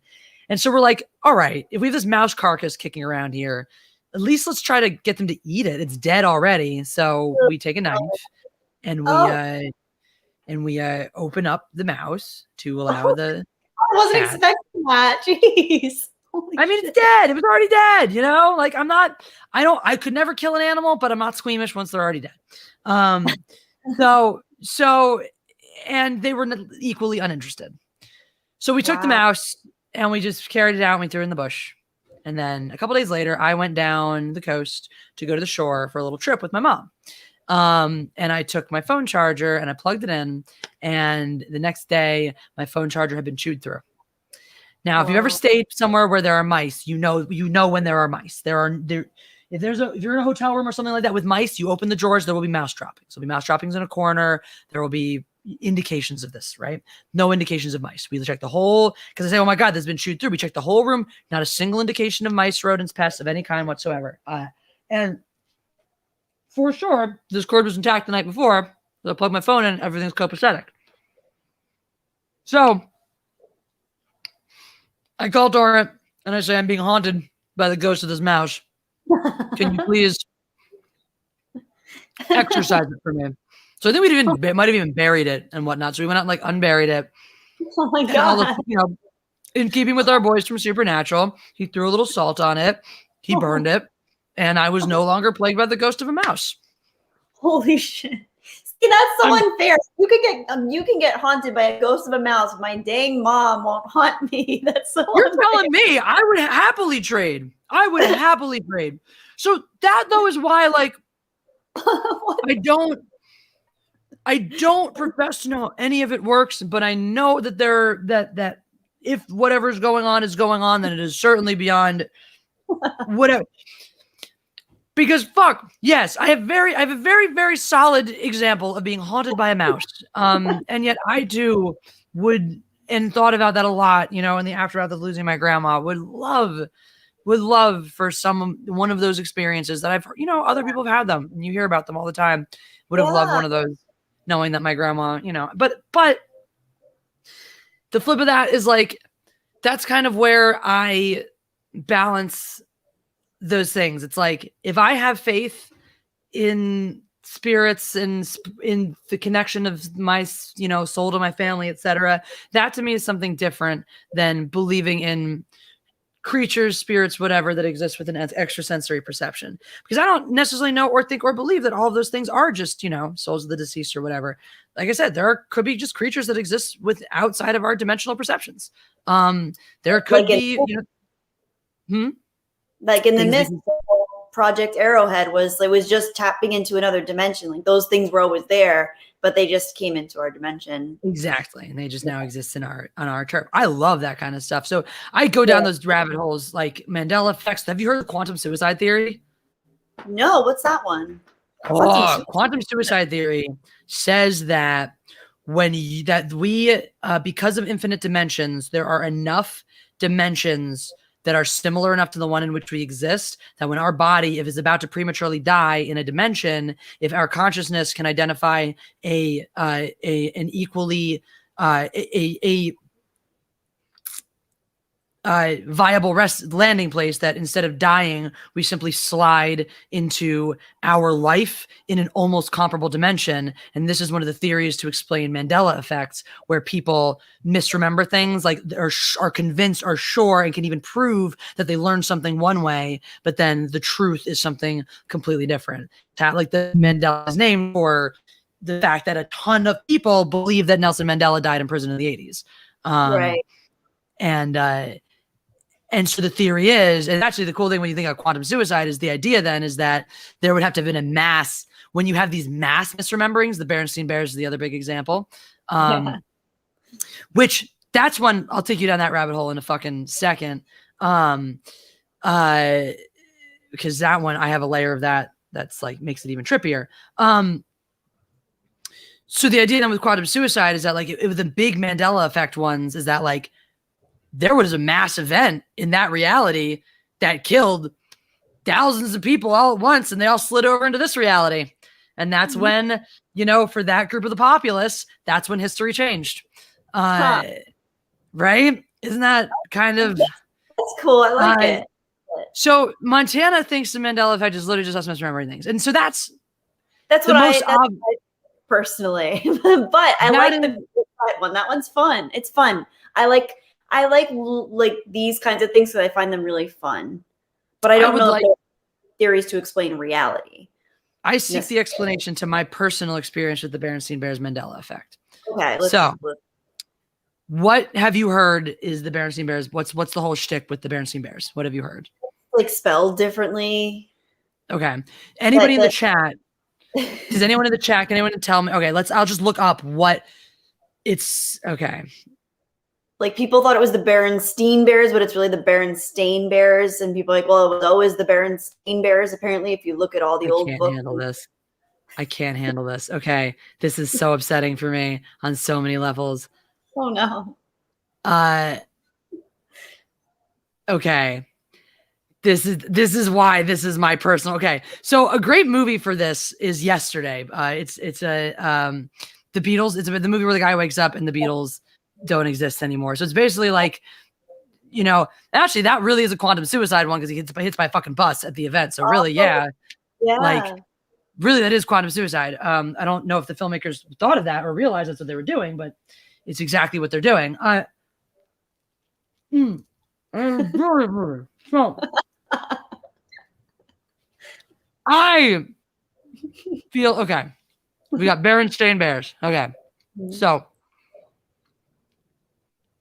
Berenstain Bears is what it's supposed to be. What do you guys remember it being? I was the Bernstein Bears. I didn't even think it was Baron. I thought it was Bernstein. I thought it was Bernstein. Yeah. Okay. So you exist to prove everything because I apparently have been through, if we're going to accept, let's just take for a moment, if we're going to accept the multidimensional theory, if that is the case, then I've been through like 3 or 4 of these because when I was a kid, it was Berenstein, as in Stein, right? Beren Stein, Berenstain Bears. Then, there was a point in my life around college where everybody told me, no, it's Bernstein, the way you remember it always being. So I apparently slid from another reality where it was Berenstain over into the Bernstein realm and then met back up with my Berenstain people back here in Berenstain land. So moved over with the Bernstein people back over and somehow re-met up with my Berenstain people back in Berenstain land because I've been through it being Berenstain, Bernstein, and now Berenstain in my lifetime. And I have distinct memory. That's because I freaked out the first time somebody tried to tell me about the Berenstain thing because I was like, what the fuck are you doing to me? Fucking 5-10 years ago, somebody pulled this mind trip on me, telling me it was Bernstein doing the same thing. Go back and look at your childhood books. I personally didn't have any, but I saw proof of it from other people's books that it was Bernstein, and the same shit fucking happened to me all over again, fucking 5-10 years later. And I'm like, I can't fucking hang with. So that's where I'm like totally in a loop because this, there's like 3 different realities with 3 different spellings of the fucking Berenstein Bears. And we all have come together in this one. But see, but part of me, I don't give it any real, that one especially, because if it was something more, I don't know, to me that one's not as substantial because I was a kid and I was learning to read. So I don't really solidly. That's how I felt about it at first. That's how I always felt about it until it happened twice to me. Until it happened fucking twice with 2 different spellings. And now I'm like, no, I can't. Like, I can't let this one go. And everyone's like, no, you were just a child. You didn't remember. You mispronounced. You whatever. Because I'm like, yes. When it was Berenstein to Bernstein, I was like, okay, that makes sense. Fine, I can accept that. And I came around to accepting that as a child, we had all just said Berenstein Bears when it was actually the Bernstein Bears and whatever. It's fine. I lived next to Fairview Road that was spelled like Fairview and we all said Fairview. So it tracked. And I justified that logic and I was fine with it. And I was comfortable. But now it's this Berenstain bullshit. And it's like, I have already gone through the mental gymnastics of justifying one of these fucking crazy changes. I am putting my foot down. Something is going on there. This is not like these things. These are the things. Fucking real scientists have said there's like a non-zero, like there's like a 50% chance that we live in a computer simulation or something. Well, yeah, that one I can kind of get on board with. That, I mean, that too, still, you know, because then, I mean, by that token too, we could have been from different programs. Okay, right. Maybe in my original program, they just keep fucking up the spelling of Berenstein because nobody cares enough. So somebody just fucks up the spelling a couple of times. Like, how much does that tribute out? Because that is like a weirdly like plausible thing. So yeah, you're just in a program, and we merged your program with this program, and the person who wrote that one just spelled it wrong.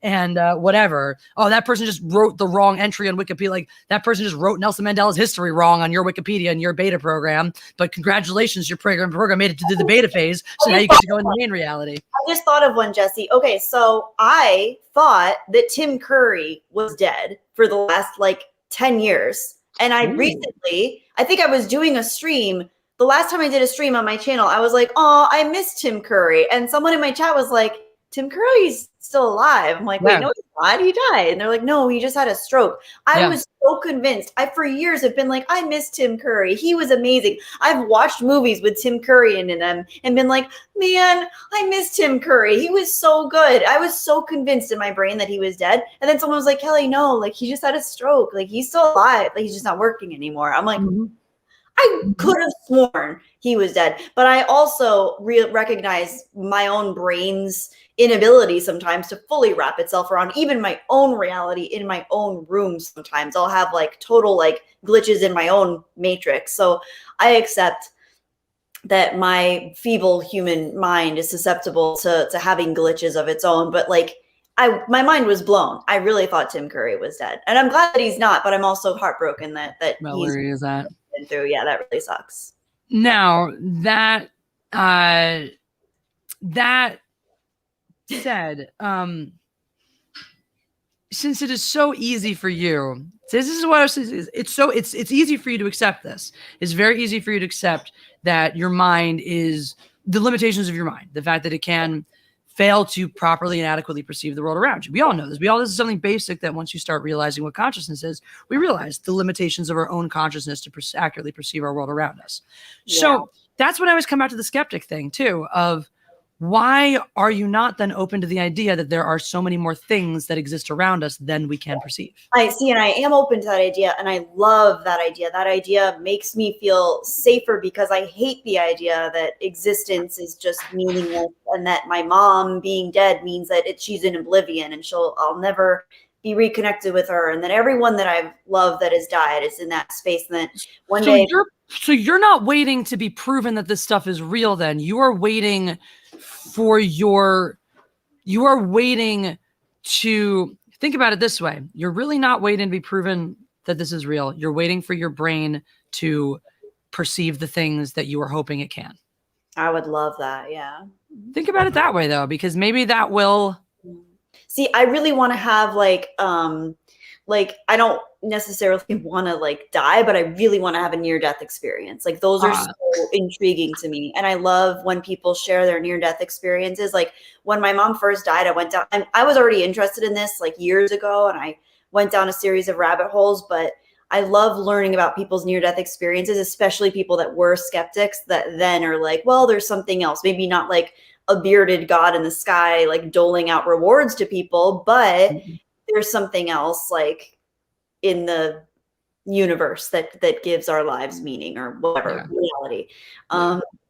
I love that notion, and I would love to experience something like that. That's why I'm intrigued by like people that have psychedelic experiences with like DMT and psilocybin and stuff like that, that they can kind of, and even psilocybin as being useful for people who are diagnosed with terminal illnesses, helping them cope with death because they're able to kind of grasp like something that, because part of our fear of dying is we're so attached to our ego that it's terrifying for us to imagine not existing. Yeah. So, isn't part of psilocybin's the one in mushrooms, right? Yeah.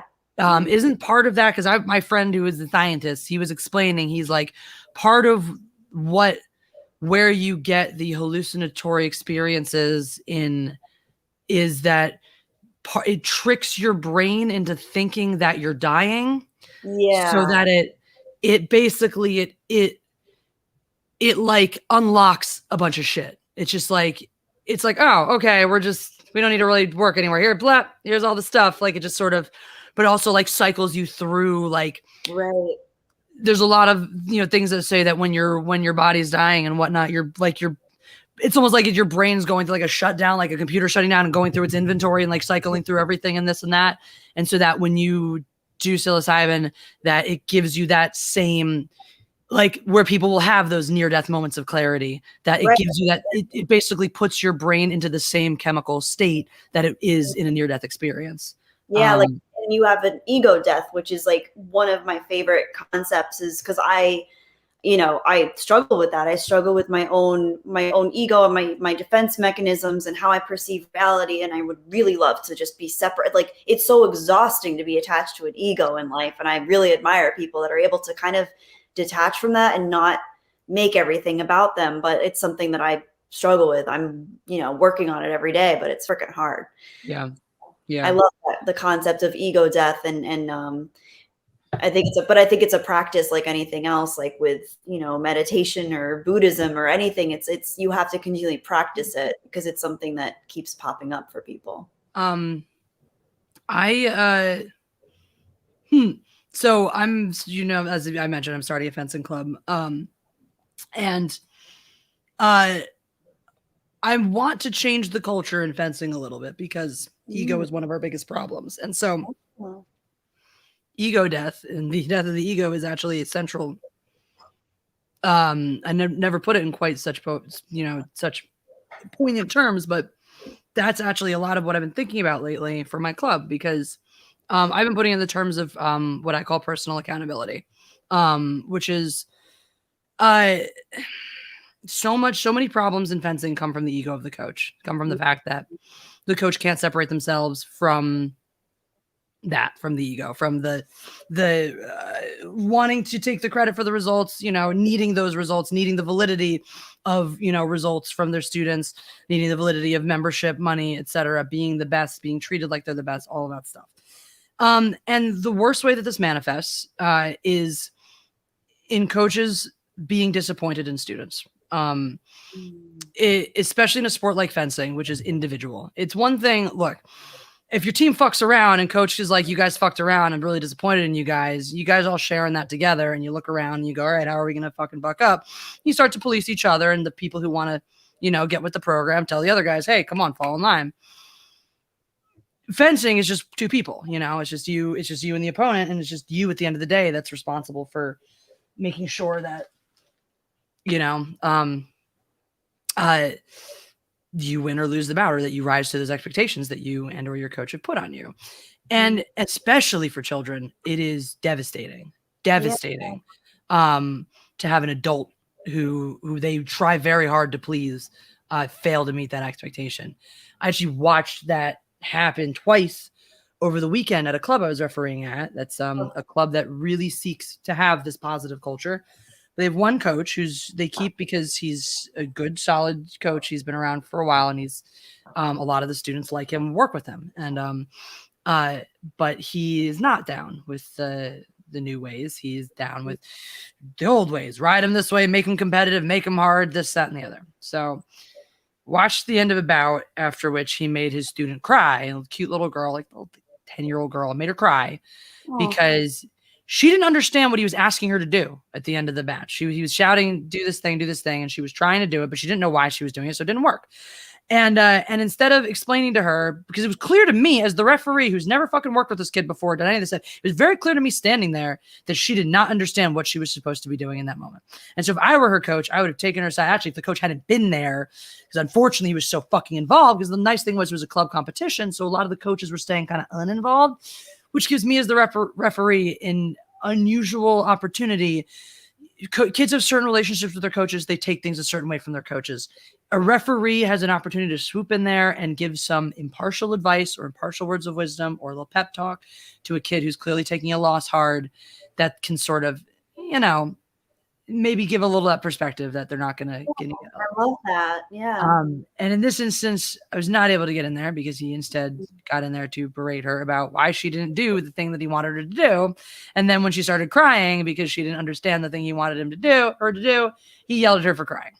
Wow. That sucks. The other thing this coach did, he had two students that were fencing each other in a semifinal match. And one older boy, very, very tall. Same coach? Same coach? Same coach. So same coach for both the students. Yeah. One boy, older, tall. Other one, short, really short, young, but like clearly cares a lot. Very takes it probably more seriously than he should. Probably not helped by the coach. And the also older boy takes it very seriously. It's also clear too that this older boy wants to be a saber fencer and should be a saber fencer. And his coach really wants him to be an epee fencer because he's really tall. But it's like, yeah, okay, you could try to you can't train tall. Tall is great, but like this little shrimpy one, I'd take him in epee any day of the week because he likes epee and understands epee and knows what he's doing. This tall kid is never going to reach his full potential in epee because he has the heart of a saber fencer. It's just a different type of person. Some kids like soccer, some kids like football. You wouldn't, a kid who likes football isn't necessarily going to like soccer. It's that different saber to, epee in some cases. It's like, all right, you like fencing, but if you like chess more than punching people, you'll probably like epee. If you like punching people more than you like chess, you'll probably like saber. Fuck you, social justice, Jesse. So they're sitting there though. So these two fencers are fencing each other, and the older, taller one is clearly going to win this bout. And it is clearly very important to him. Obviously these students have the approval of their coach and whatnot. And so because the student is so far ahead, the coach is electing to only coach the short student who is behind. And in the process, the tall student still wins in the end. But in the process, the short one makes an epic comeback, scores like 3, 4, 5 touches in a row. It's great. It's good for him. Yeah. But every time he scores a touch and hears his coach praise the opponent who just scored on him, his face falls a little bit. Aww. Because the coach in this moment thinks, oh, my student gets it. He's older. He's taller. He's going to win this bout. He understands why I'm coaching him and not that. Coach doesn't realize you're dealing with a 15-year-old boy. You're dealing with a teenage boy who is sitting in the middle of a feedback loop that says he is doing everything right. And his coach is only happy when his opponent is scoring touches.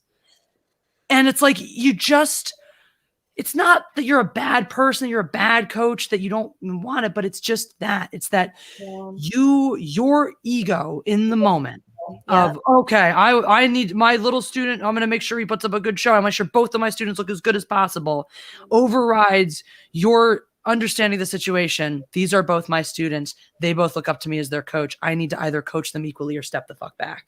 And it's like that right there.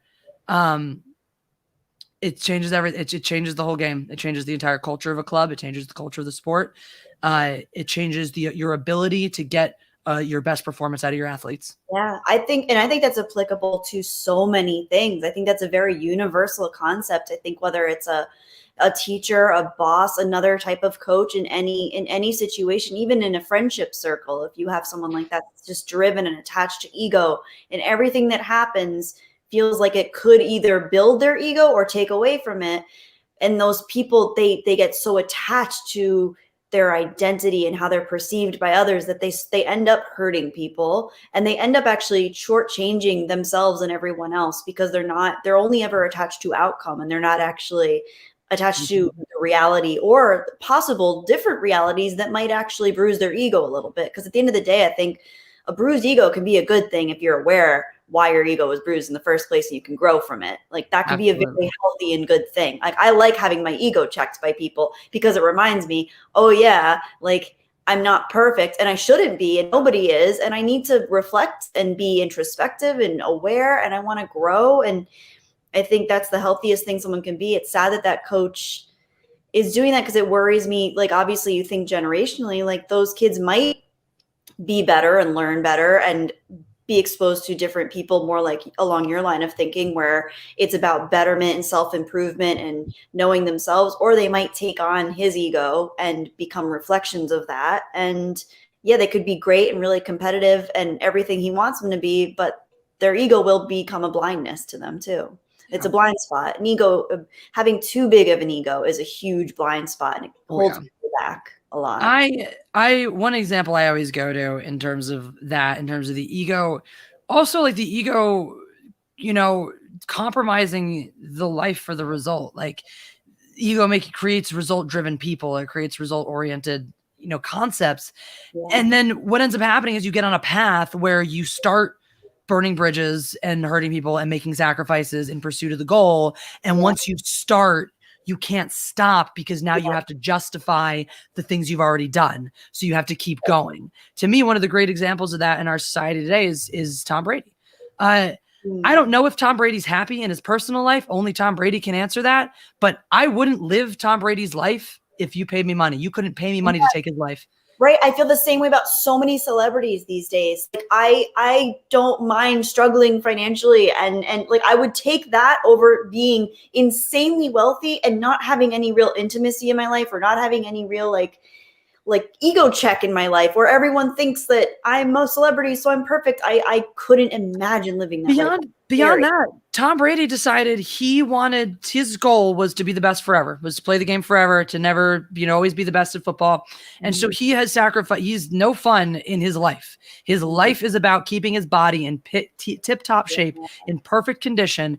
The stories about the Patriots locker room for the time he was there, miserable. Ugh. Absolutely miserable. Nobody liked it. Nobody had fun. Which is why we had like Chris Long, who was on their team the year before, came to the Eagles. The Patriots wanted to keep him. He was like, fuck that. I wouldn't play for them again. He was like a career Patriots player, and he wanted to spend his last years not playing for that organization. Came over to the Eagles. That team, problems galore, lots of craziness going on in the locker room, but a positive environment, and they won the fucking Super Bowl that year. And you had shit at the end of that Super Bowl, like Nick Foles, the journeyman quarterback who just lived a life of humility and is now statistically going to live in forever among the greats with the numbers he was able to put up in that Super Bowl. He is going to have a Super Bowl ring forever, just like some of the greats. And Tom Brady didn't have the courtesy to shake this man's hand at the end of the game. It's like, talk about that for ego. That's you are, everyone fucking tells you you're the GOAT, you're the best, you're the this, you're the whatever. You didn't have the decency to shake this man's hand after the game. And he also didn't say anything right away. The first person to say something about it was Nick Foles, the other quarterback, the one who got snubbed. The first thing he did was to come out and make an excuse for Tom Brady, who, by the way, had time to shake the quarterback's hand. And all the ones where he won never seemed to be an issue for him to find the quarterback and shake their hand when he won the Super Bowl. But when his team didn't, problem. Wow. And that's like, you look at those people, and it's like, in terms of the amount of wealth they have, Nick Foles is wealthy, will be wealthy forever. He's never going to be as considered as successful as Tom Brady. He's never going to be as successful as Tom Brady, but he's going to have plenty of money for the rest of his life. He has a hell of a story. His book, I'm sure, is a better read than Tom Brady's. I wake up, I live a boring life, I eat egg whites and fuck my wife. Feel with her, make her face the mirror so I can fuck her doggy style to feel like I'm powerful, but also see the face that I spent so much money to keep looking this good. Like that's Tom Brady's life. And it's like, I'd rather my life, I'd rather have a lot of other people's lives than that. Yeah. Celebrity or otherwise. I'd rather have a lot less than I have now than have Tom Brady's life. Yeah, it sounds robotic and like it's sad. It's sad. Like it's amazing how far in the trenches someone's ego can take them and they don't even notice that they're there because they're so tied into that result. Like you said, the result is Hell, more. I remember back when I was starting on YouTube, one of the other fellow YouTuber that I was working with a lot, we had different approaches. And their approach was to kill themselves 24/7, day in, day out, never like was miserable at the height, at their absolute heights and bests and having the greatest things that they could have. Their highs were higher than mine, but at our respective heights, I was having the time of my life. I was loving every minute. You guys were there. Freaking drunk streams left, right. By the way, I'm thinking about reintroducing junk streams. Hold my liver, but thinking about it. But fucking time of my life. And this friend of mine who was, again, reaching higher highs at the same time would call me on the phone to tell me how miserable they were and how much they did not enjoy anything they were doing and hated everything and had no time for their friends and no time for their family, no time to even sleep. And I'm like, wow, well, good for you. That makes me feel infinitely better about, like, it puts everything in perspective. It's like, I wasn't envious of your numbers, but knowing exactly what I know, I like where I'm at. I like being able to enjoy hell, I was able to enjoy being in my 20s. It was a nice time. I'm happy I did that. Yeah. And that's huge. Yeah, that makes me worry for like future generations too, like kids that are growing up that like their parents are family vloggers and they're just being born into this like weird YouTube royalty sphere where they have to, they don't have to, but maybe they'll choose to because it's the path of least resistance. They already have a built-in name and following and it's financially lucrative, so they'll assume follow that. Where the family business becomes handing off this disease to your children. Yeah, I can't imagine that. I like, for me, this is such a small, like YouTube is such a small part of like, I love it. And it's huge for me because I love the people that I've met through it and I love doing it. I love streaming with you, talking with you, having real conversations, but I also know you in real life too. And I genuinely love you in real life because you're the same person. You're like aggressively authentic, which is a term I just heard today. And I was like, that's Jessie. Jessie's aggressively authentic. She's literally exactly who she is. And I love that about you because you're emotional and you're volatile and you're opinionated and you're brilliant and you're thoughtful and you're composed and you're also out of control sometimes, but you're all you. And that's so much more than I can say for so many other people that I've met. And it's just like, it's scary to think that, I don't know, I don't even want to go down that rabbit hole, but like, I do love YouTube for what it is for me. And I see that you have a similar approach where you look at people like they're actual people and you love them and care about them. And that's really beautiful. But I can't imagine having like a whole brand, for example, like a whole like conglomerate, like a Walmart page on YouTube. That would be scary for me. It just seems like it. Yeah. Like at that point, you've just lost humanity. You've lost the point. And I know I'm sure some people do it really well and hold their own and have a work-life balance and healthy boundaries and they take care of their mental health, physical health, everything. But I think that's already so hard to do even with a regular job. I have friends working regular jobs that struggle with their boundaries and with healthy work-life balance. So something like YouTube that can become all-consuming for people. Absolutely. If growth is your goal and you feel the need to do it quickly, you do have to make those kinds of sacrifices. It becomes more brutal than a 9 to 5. Then at that point, just go into corporate America. The benefits are better and the work is more stable, you know? You're right. Exactly. We go into self-employment to be our own bosses, not to be slaves to another system. So that's why I'm in it. Well said. Speaking of being horrible people, I can try and write my name. What if your mom haunted you, but as a zombie? I wouldn't want that. Zombies freak me out. No, I would want a gothic ghost, a pure gothic ghost version of my mom. Maybe not gothic, but like, you know, like just more, or even I'd take a poltergeist. I would take just move some shit around, mom. Like just, I don't care. Just do something. Careful what you wish for, because we've got one that moves shit around. And let me tell you, between that and the cats, fuck. Joanna, thank you for the super sticker. It's a black kitty cat. So fun fact, I don't know if it's because he's possessed by the spirit of Halloween or because of atmospheric changes and changes in the sun at this time of year, but Pancakes' eyes 3 years now in a row, get more orange in the month of October. Or close Weird. to the month of October, yeah. So it started this month, but yeah. That They is get so. more orangey. What? Yep. So either Haunted by the Spirit of October, that one I'm totally willing to buy in, is like, okay, well, the sun moves at that point, the light changes, blah, blah, blah. Could reflect, you know, the particles in the atmosphere at this time of year, mean that they're picking up more of the orange in his eyes. That I can buy. Or, you know, the spirit of Halloween. He's Whatever. a spooky cat. Yeah. Yeah, I like spooky that. cat. I'll only be spooky if I need to be spooky, but mostly I'm just here. Just want secret treats and stuff. Stuff. Oh, Carrie, and I'm sorry for not explaining it. I know, saw you being like, when we were talking about the whole Berenstain Bears thing, he's like, I still don't know what the fucking Berenstain Bears are. But I'm glad somebody did fill you in, because I'm sorry I did not. Along the lines of mostly being afraid to die, I grapple with wondering if my life will be long enough when my time comes, and also grapple with how long our lives be. That's a deep question. Great question. Yeah. I've kind of always known that, especially the older I get, the more it's reinforced for me, because both of my grandmas up until this past year were still alive in their 90s. My grandma Tony passed away at 93. My grandma Roz is 95 and still kicking. So, I've known, genetically speaking, that unless I were to get unlucky in some way, if an accident does not take me, that I'm going to live for fucking ever.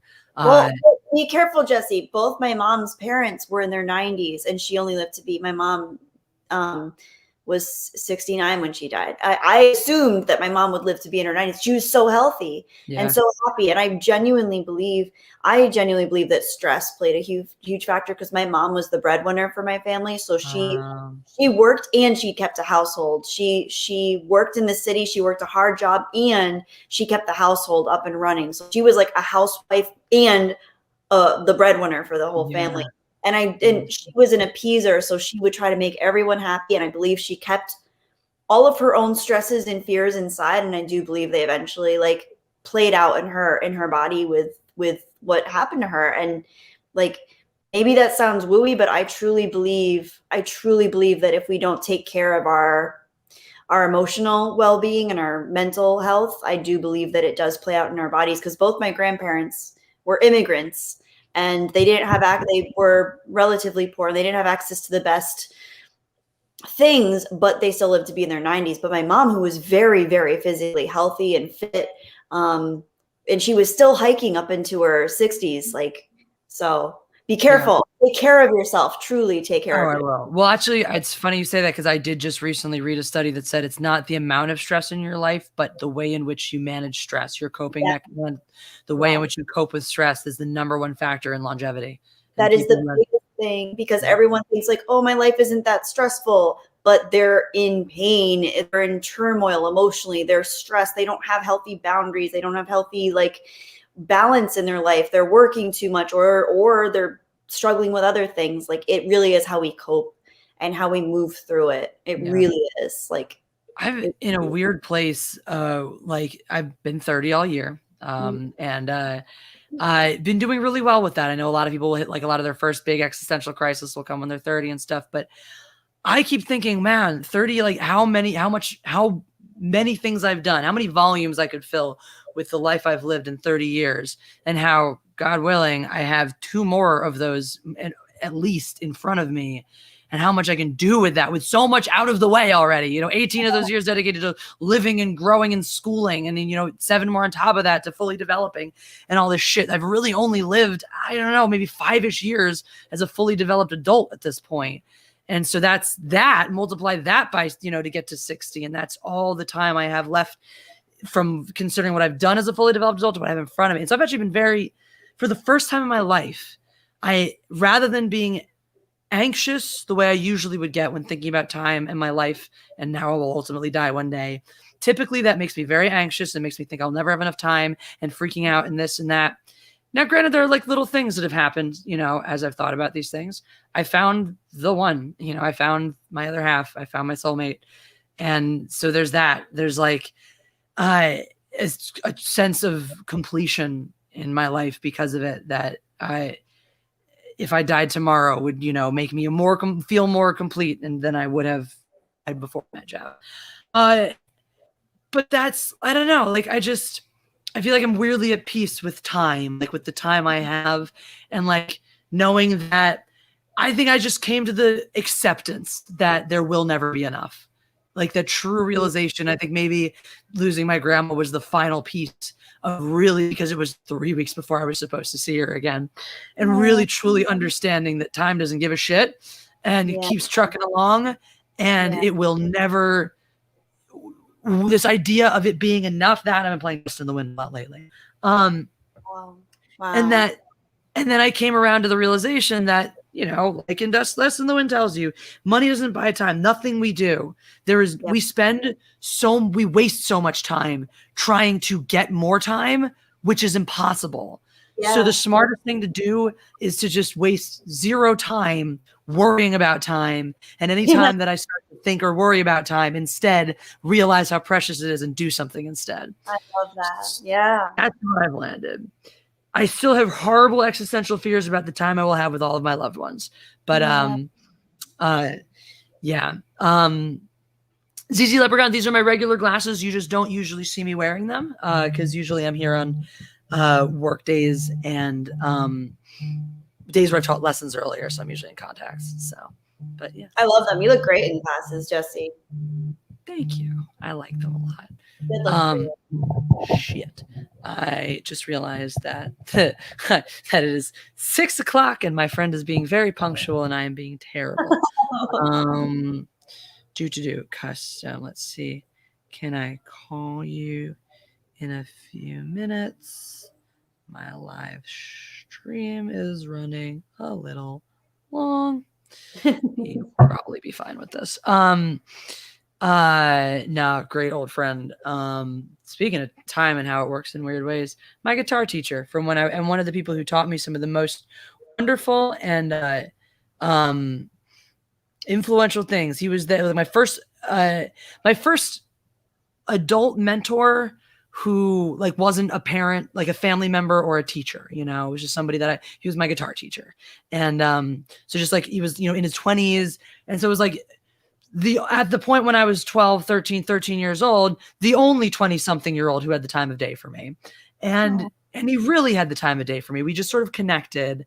Like I've had this now with some of my students. I have this definitely with my student Jolene now, where you just, even across a generation, like you get each other on a level. And it's like, I know when Jolene grows up, we're going to be friends. And I'm excited to get to, you know, be around and be a mentor for that process. And so Rick was my guitar teacher for a couple years, during which time he is the reason I became introduced to Fight Club, which became a favorite movie of mine, is the reason I discovered Welcome to the Monkey House, which is my favorite book. It's a collection of Kurt Vonnegut short stories, one of which I'm currently working on adapting into a short film with Isaac C. Singleton Jr., my friend. He's an actor. And then he left to pursue his own shit. And I was devastated and I cried and I was like, oh my God. And I wrestled with whether or not I should, you know, email him or Facebook him when we later became Facebook friends to tell him my dirty, dark secret, which was that, of course, I had a massive crush on him the whole time. And I never did. And I'm really glad I didn't, because it would have been weird. And then fast forward fucking 15 years almost. And I'm out here in LA doing stand-up comedy. And this guy comes up to me at the end of my show and he's like, hey, I really liked your set. And I'm like, thanks. And he's like, do you remember me? I'm like, looks completely different. It's been like over a decade. And he's like, yeah, it's Rick Sorkin, your old guitar teacher. And I'm like, hi, what the fuck?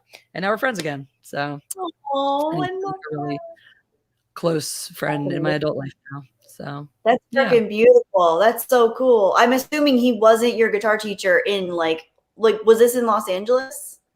No, in Philadelphia. He found you out here. In LA. Yeah, he had moved out here a few years before I did.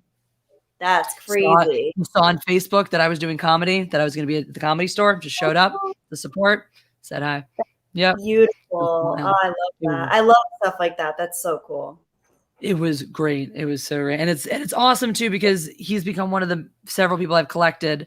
As I think you may know, most people, I have an older brother. My older brother is kind of not part of my life anymore by his choice, and it sucks and I don't like it, but what can I do? So I've realized I've collected big brothers since you know, mine has kind of fucked off. And Rick has been one of my most valuable and closest ones. So it's been really nice. 200 Watt Studio says, no, Anna, again, is everything okay? Everything is fine. 200 Watt Studio, Anna is just out of town. She's fine. She's just moving and shaking the earth and too busy for me. She was in the chat a little bit earlier though. So rest assured she's still alive. We're just keeping her tied up somewhere. Dave Myers says, I bet you guys are both happier than Brie Larson. I mean, I don't think that's hard. I really don't think she's a happy person. Really? I don't. See, I think like I don't know anything about her. Like I really don't know anything about her, so I have no idea.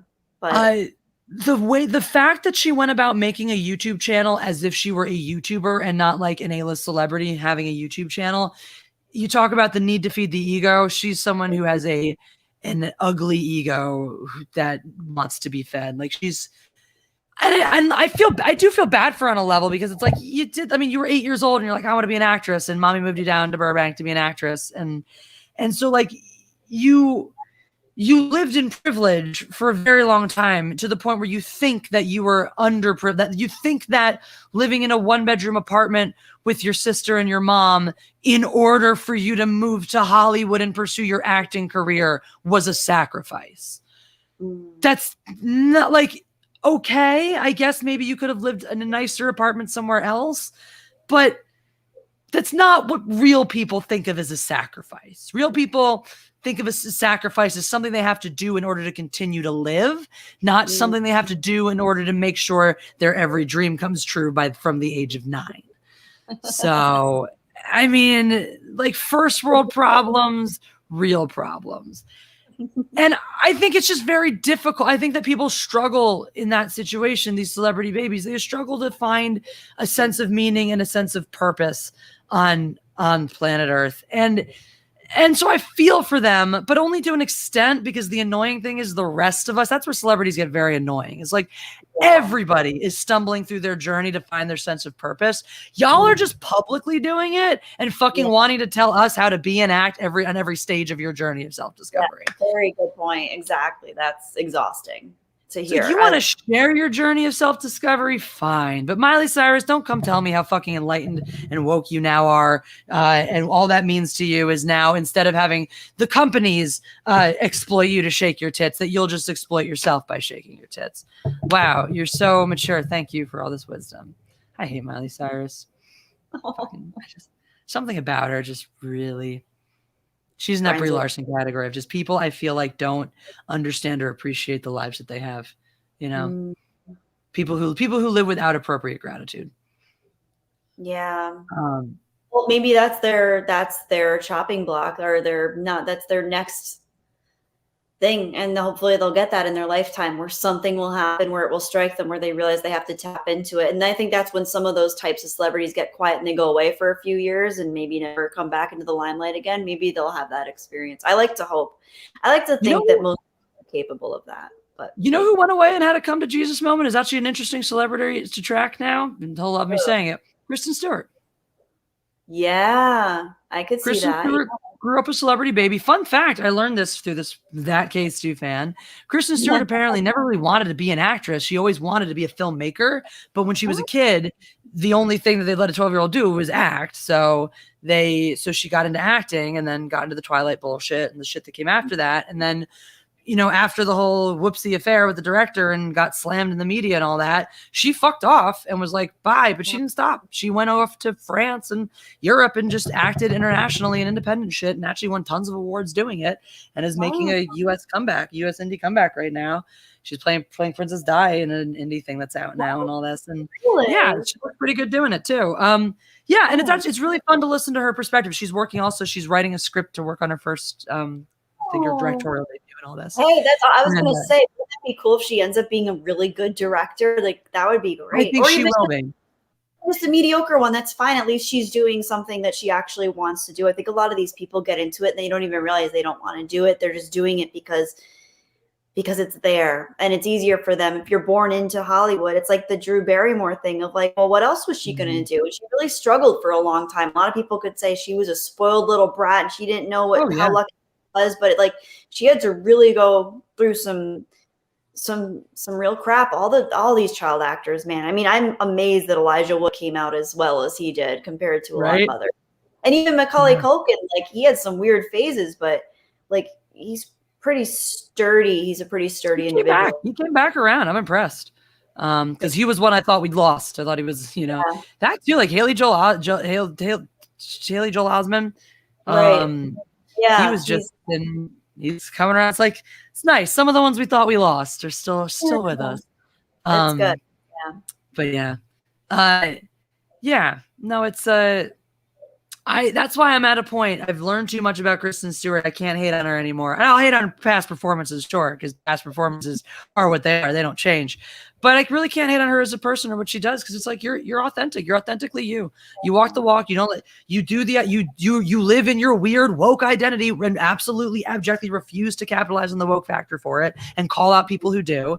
You do your own thing. You don't ask for anyone's approval. You don't seek anyone's approval. And so how can I be mad? You're, one of the ones kind of doing your own shit. So, 200 studio. Exactly. Dang right. I don't want some rich girl telling me how to live my life while she's figuring out hers.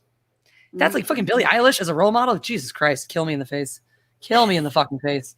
She wore baggy sweatshirts so no one would know how anorexic she was because she wanted to be a role model and she knew she couldn't fucking be a role model for other girls if they knew she was fucking anorexic. You want all the accolades, but you don't want to do the goddamn work. Anyway. What was I going to say? Oh, by the way, guys, I don't know if you're aware, YouTube has not been censoring swear words, so swear away. Wow. Damn really? right. Fuck, yeah. Throw that shit in the chat. It's all there. When did that happen? Recently, I noticed it a couple weeks ago, and I've been going ham. So, weird. Okay. And Billie Eilish is not even old enough to drink. Accurate. Fuck that bitch. She has no wisdom. Yes. But the topic that we were going to get to, which we'll zip through since I do owe my friend a phone call, was Ridley Scott is coming out with a movie that actually looks good for starters. Have you seen stuff for The Last Duel, by the way? No, wait, no. Is that the movie name? The title? No, because prior to he's coming out with a movie called The Last Duel in a couple months with Matt Damon, Adam Driver, Ben Affleck, and it looks fucking fantastic. Medieval shit, it looks fantastic. Ooh, so he's got another one that could be good. After that, the next thing he's doing, apparently, I can't remember what it's called, but it's a Napoleon Bonaparte movie with Joaquin Phoenix as Napoleon Bonaparte. And then after that, he says he has the script and he is ready to go forwards finally with a sequel to Gladiator. I hope it's good. I will watch it regardless. I'm so excited. I love Gladiator. So shout out to that Star Wars girl who, by the way, says, Kelly, send me a picture of your eye to paint. Have you heard, do you know about Anna's Eye Project? I've been seeing her community posts on it. I haven't actually watched the footage of it yet, but it looks freaking amazing. They look beautiful. So she's collecting eyes. So take a picture of your eye. She can send you, there's a thing. There's like, she has her template for to do. Just basically just take a good solid picture of your eye with good light and no makeup and send it to her so she can paint it and put it in her eye gallery. Okay, well I'll take it after I shower tomorrow morning, hopefully. When I don't have any makeup on, because right now I got some makeup on. Yeah. So. I'm very made up at this point. I kept fucking up for days because like every single time it was right after I put my makeup on, I went, fuck, I was supposed to take an eye picture for Anna. Right after. Oh, eyes are good ones, Jesse. You have beautiful eyes. Oh, thank you. Well, collecting eyes. It's she's gonna do a gallery with it when all is said and done too. That's so cool. Windows, but am I censored? Says Yellow Spider-Man. Did you say swear words? Are the swear words not? Oh, we got a fuck yeah, fucking A. Yeah, we got the swear words. But Yellow Spider-Man, I don't know if yours came through or not. Any hoozle. Yeah, Hall of Eyes, just a gallery of eyes. Oh yeah, so Gladiator. So originally, back in the day, right after Gladiator came out, Ridley Scott always talked about doing a prequel with Maximus, the character Maximus. Yeah. So I'm curious if he's gonna follow that avenue and try to de-age Russell Crowe, which he's still within the range he could do that. Yeah. He's, or is he gonna follow a proper sequel? Maybe follow the son of the either of the sons, actually, both of the sons.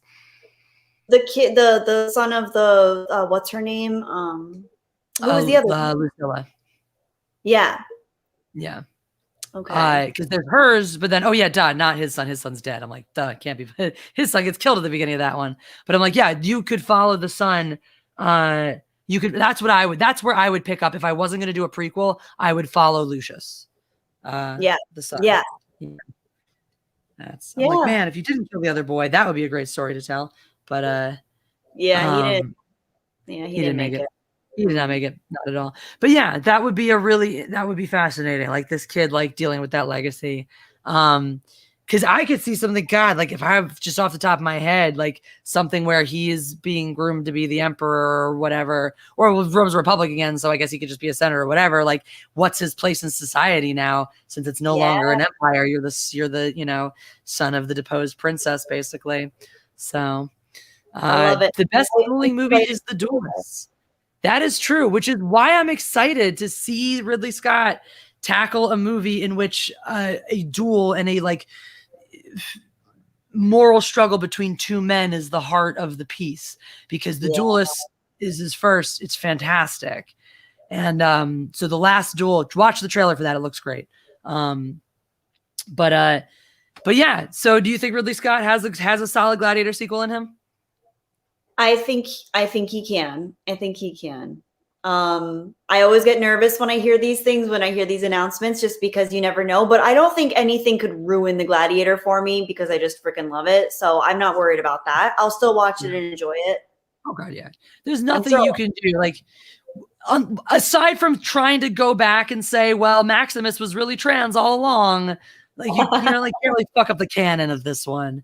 Yeah, I mean, maybe they can, but I won't. I've gotten to the point in my life where when The Last Jedi came out, I was so rattled by that, and it felt like it did change the original trilogy for me. But then I just went through a series of like other actual losses in my real human life, where I lost like actual people, where I realized I'm not going to get upset about freaking movies anymore. I still love Star Wars. I still love the original trilogy, but I don't give a flying rat's like hiney about about anything. Like, I don't care about Disney Star Wars. I don't care. Do what they want. Like, yeah, it sucks, but like, I'm not going to like get emotionally invested as a person anymore. Like, I've had to say goodbye to my mom on the phone last year, like forever. Like, I'm not going to complain about it anymore. And I'm fine with other people complaining, but I personally just like, I don't have it in me. So if he makes a great Gladiator sequel or prequel, I'm so excited. If he makes a shitty one, that's fine. I'm going to be upset. I'm going to be annoyed that it's not a good movie, but that's the extent of it. I'm going to be upset it's not a good movie. Yeah, but exactly. I'm curious, because I think Ridley Scott is a guy who just has it. He has the gift, and his past few have not panned out. I think he's a filmmaker where it's like, there's someone like an M. Night Shyamalan where it's like, when you lost it, you had to fucking prove to me that you got that shit back before I'm giving you money again. Ridley Scott's someone where I feel like you're just ripe for it. You're like a slot machine. Like, we gotta hit it. We're ripe for a jackpot.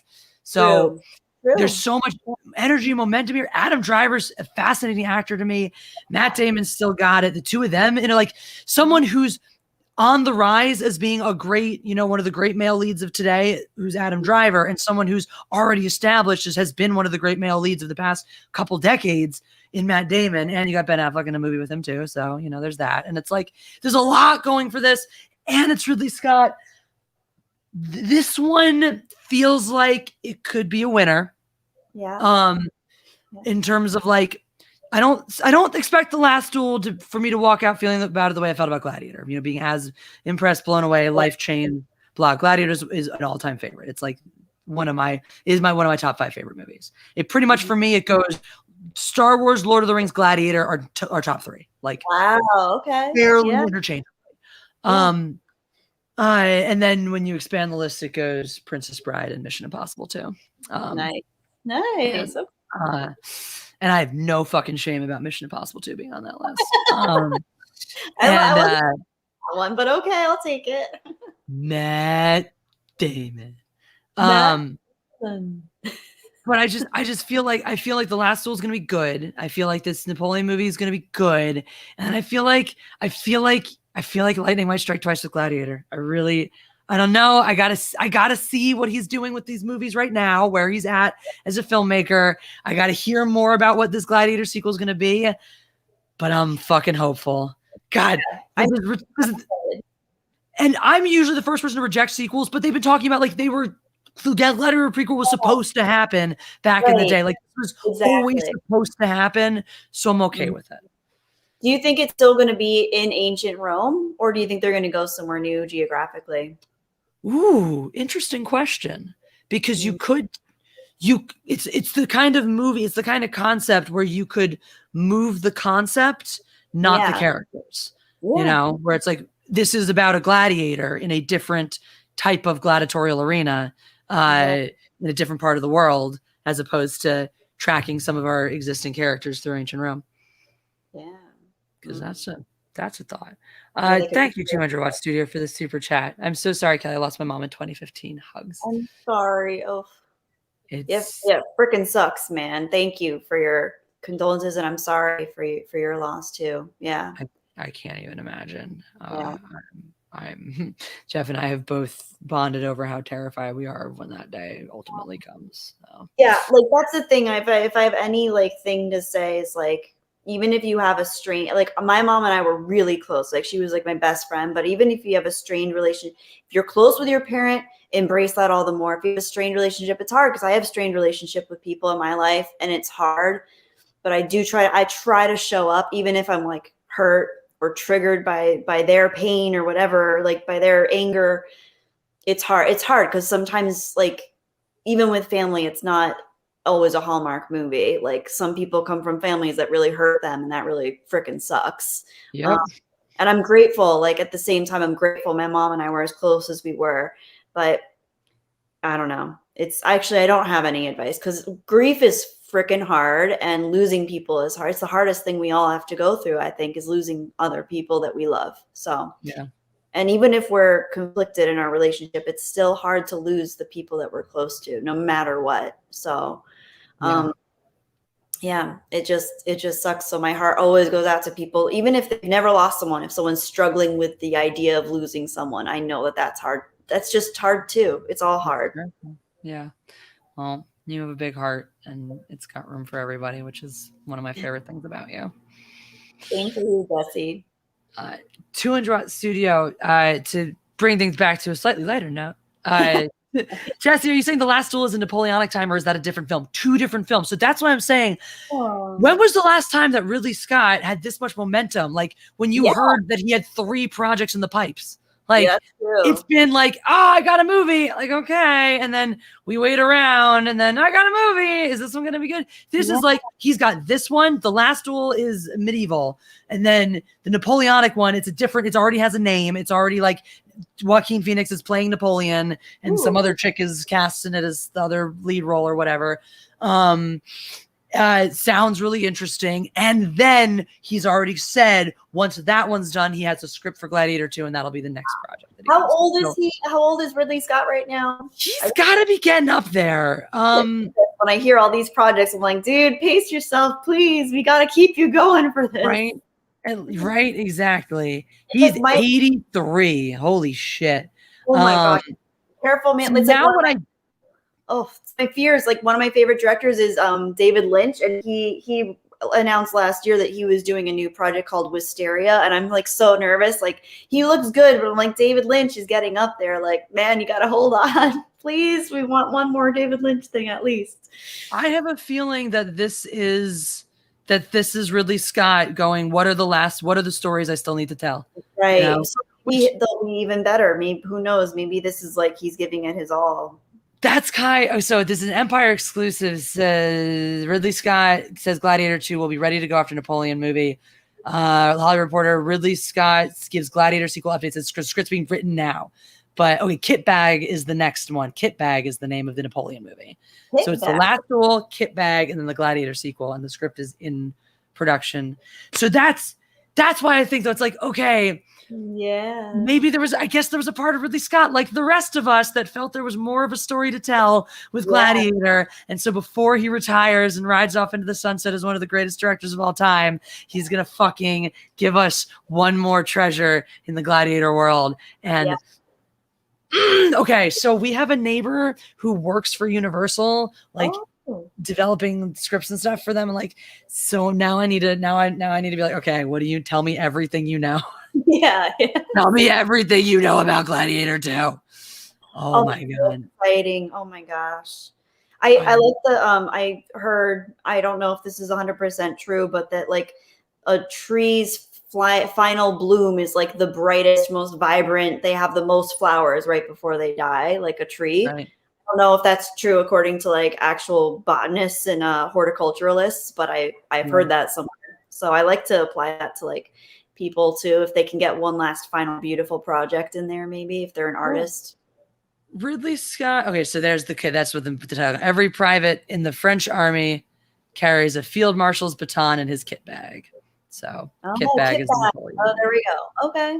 So thank you, Russ Wilson. Sorry, I know there's Russ Wilson, the football player. I personally know somebody named Russ Wilson.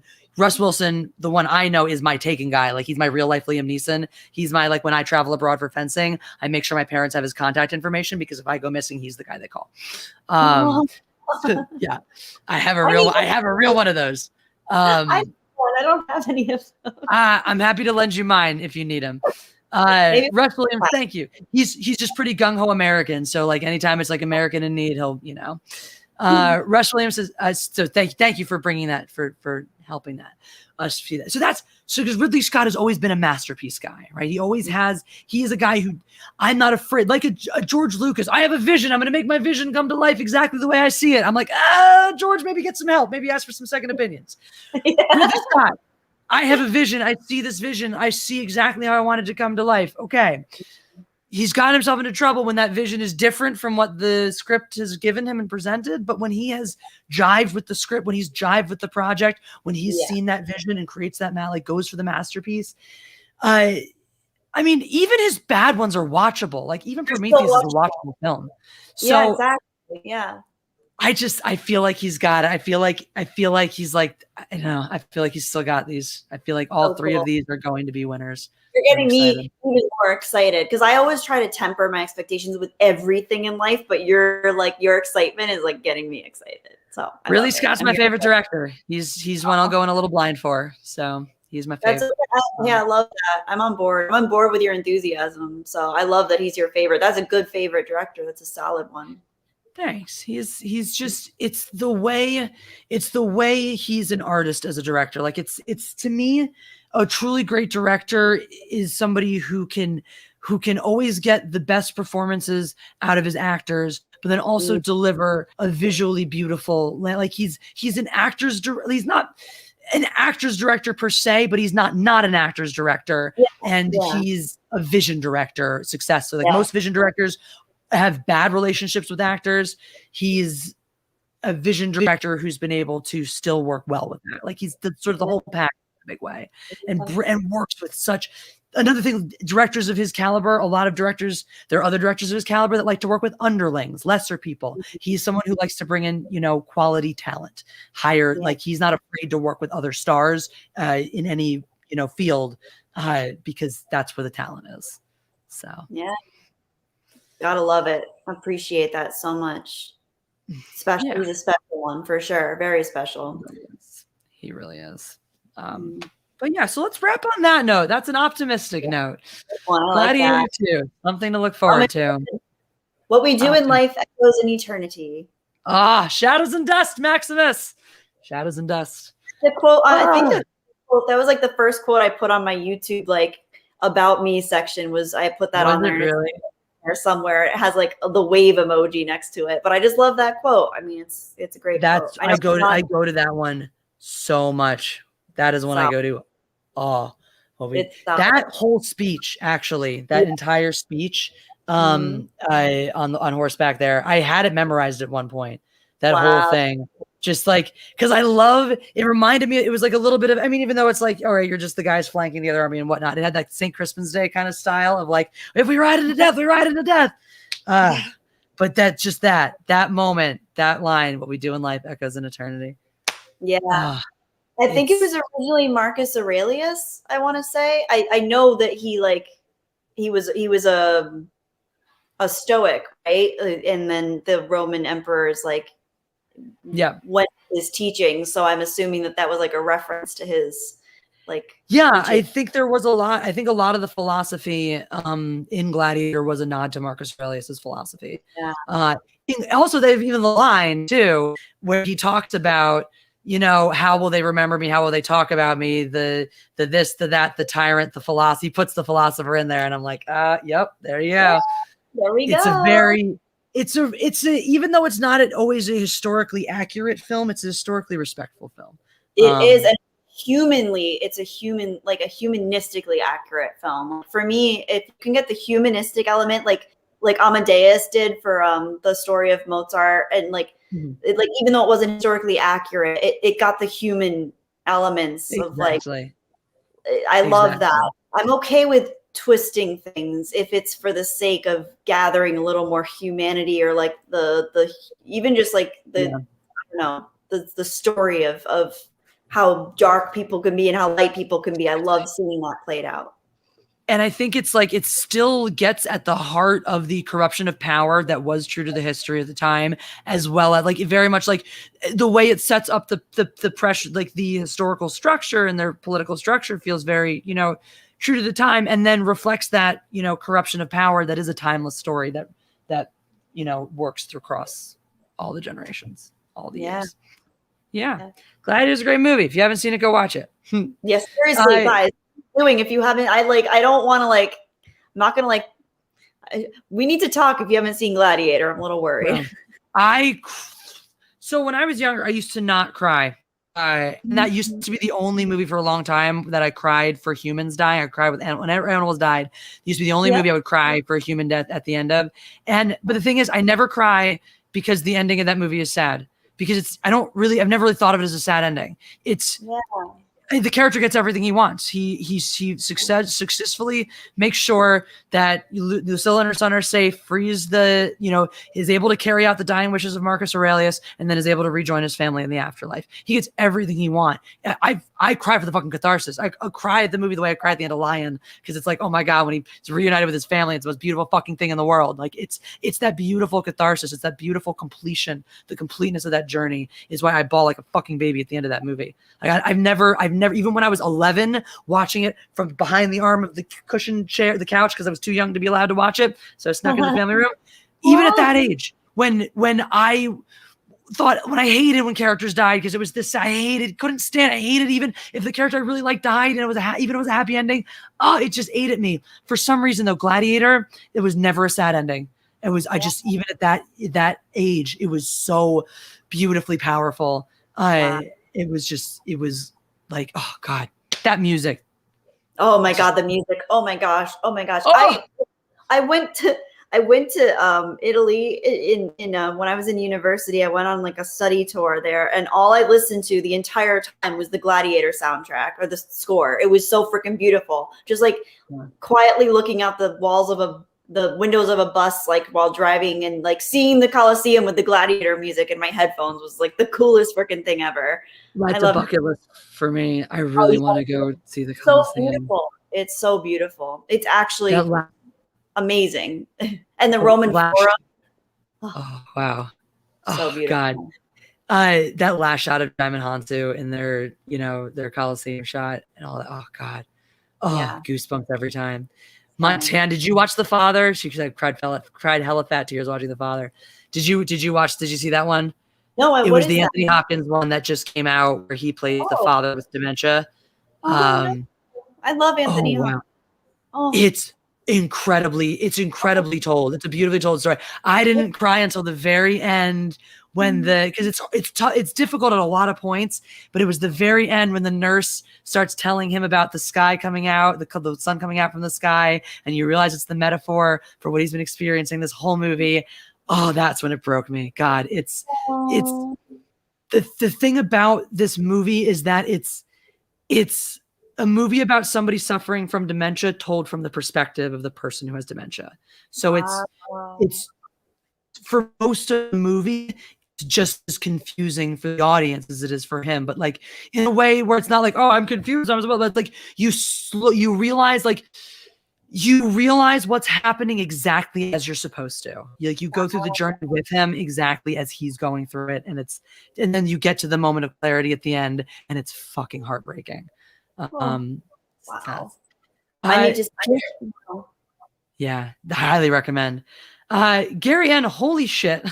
Thank you so much for the super chat. It's been a great stream with some interesting topics that I really connected with. I'm really glad. Thank you both. Here's a gift for you both to show my support and appreciation. Thank you, Gary. It's been really a pleasure. It was awesome getting to meet you in person. But just also then after getting to make that connection, then getting to see you more in the chat and read, getting to know better.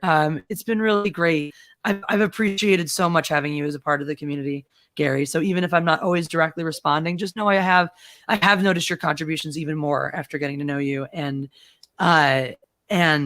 it's you're a wonderful addition to our community. You really are. He's an amazing person. He's like one of my, like, I feel so lucky to have met him because he's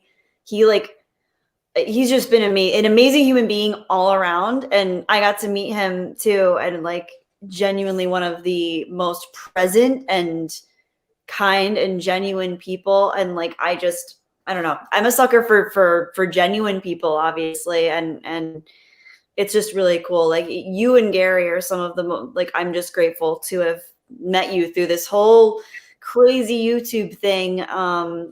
It's just a blessing to meet people that actually like are just really there, and it's amazing. Yeah, I learned so much from those people. Like those are I've met so many listeners that I've learned so much from. They have so much perspective they bring, because we're all coming together over a common purpose, and yet they all have different experiences and different backgrounds, and so it's just it's a gift. It's wonderful. It's such a gift. It's so freaking beautiful. I don't know. I just feel so freaking lucky to be in this place with everybody, sharing space and thoughts and ideas and contemplating reality with everybody. It's just so freaking cool. Cause I grew up so quiet. I didn't want to even talk to people. I was so scared. And now like we get to like talk to each other and like read people's chats and ideas and their stories. And like, it's just so, it's like the best. It's like really cathartic for me personally, because I always felt like the weird kid that wanted to talk about weird things, and everybody else was like, what the heck are you talking about? Let's just talk about Backstreet Boys and NSYNC or whatever was popular at the time. So it's cool to have people to talk about Star Wars and Gladiator with, you know, Alien, exactly. Whatever, Stephen King, death, ghosts, mouse hauntings. Oh yeah, haunted mouse ghosts. Oh, this was such a fun show. And we can't end it without some more input from I Can Try and Write My Name. My favorite part of Gladiator was the badass. I'm not gonna lie, I am deeply, deeply attracted to Russell Crowe as Maximus. Holy shit. I find Russell Crowe to be a good-looking man. But what? More like Gluteus Maximus. Gluteus Maximus, that's right. Mm-hmm. But goddamn, because it's not just how he looks in that film, which I do think he's like peak sexiness there, but the character he plays. Oh my god, the strength, like people talk about cult of personality, and they don't think of a character like Maximus as having it, but that's what that is, and that's the kind I want. That gravitas, that strength, that magnetism, like that's what I'm like. If I can hold a room like that, I've done my job in life. Wow. I love that. He's been one of my inspirations my entire life, Maximus Decimus Meridius. I love that. That's so cool. Yeah, that's a good point. Yeah, that's stoic, strong, unrelenting inner core power. Like he didn't get loud and like boisterous. He just held himself with such control and gravitas, like you said. But like it was like this like quiet. Like, you know what line is the greatest fuck you line? And I think of this because recently I've had several people in my life want to very loudly and proudly proclaim how much they've dunked on me or how much I suck and how great they are. And when they do that, you know what I think to myself? I think the time for honoring yourself will soon be at an end, Highness. Ooh, nice. Dang, he had such good, great lines in that film. Great freaking lines. Right? That one right there, and the power in that moment. And that's what I think about too.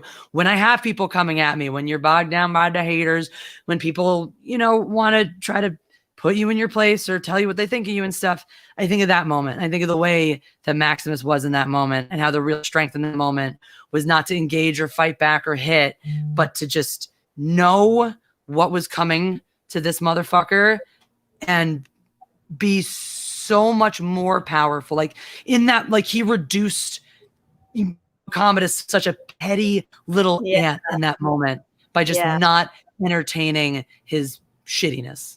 Yeah, I love that.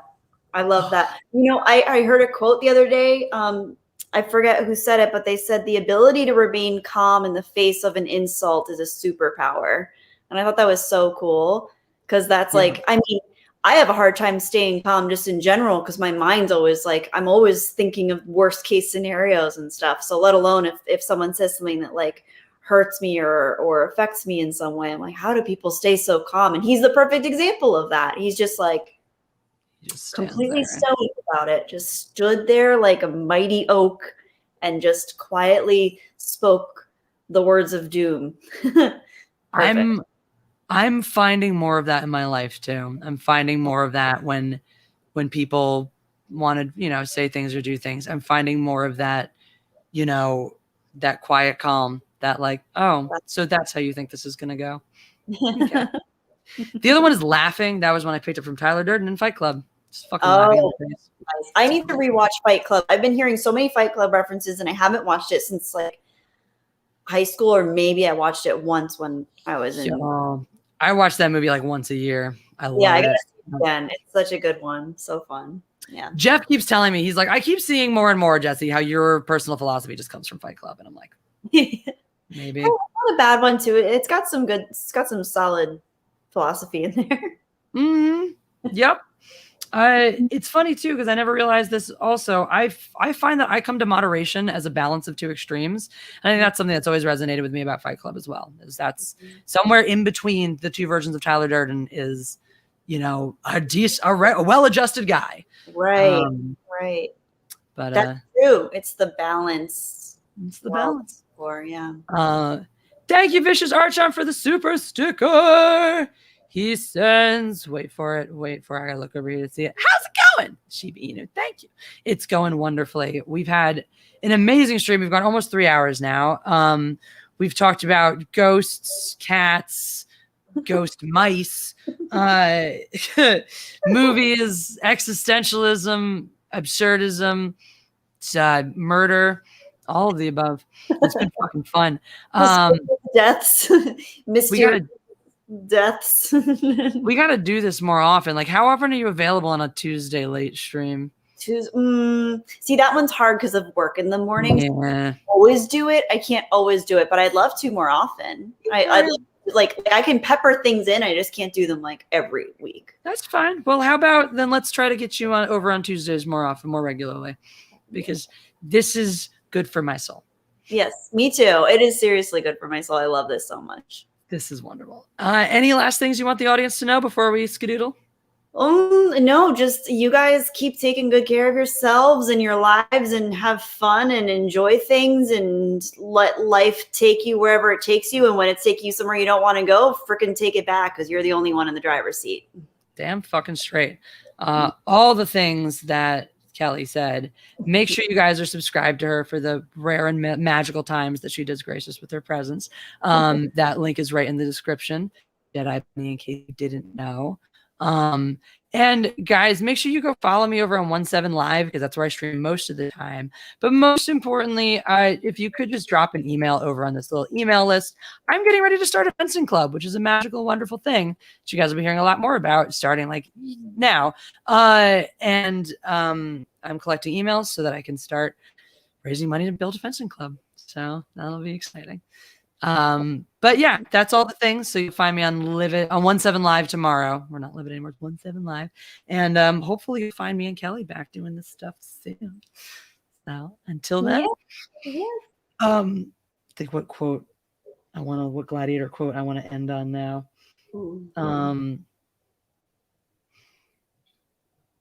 Your family, you will see them again, but not yet. Not yet. Not yet. Oh, so good.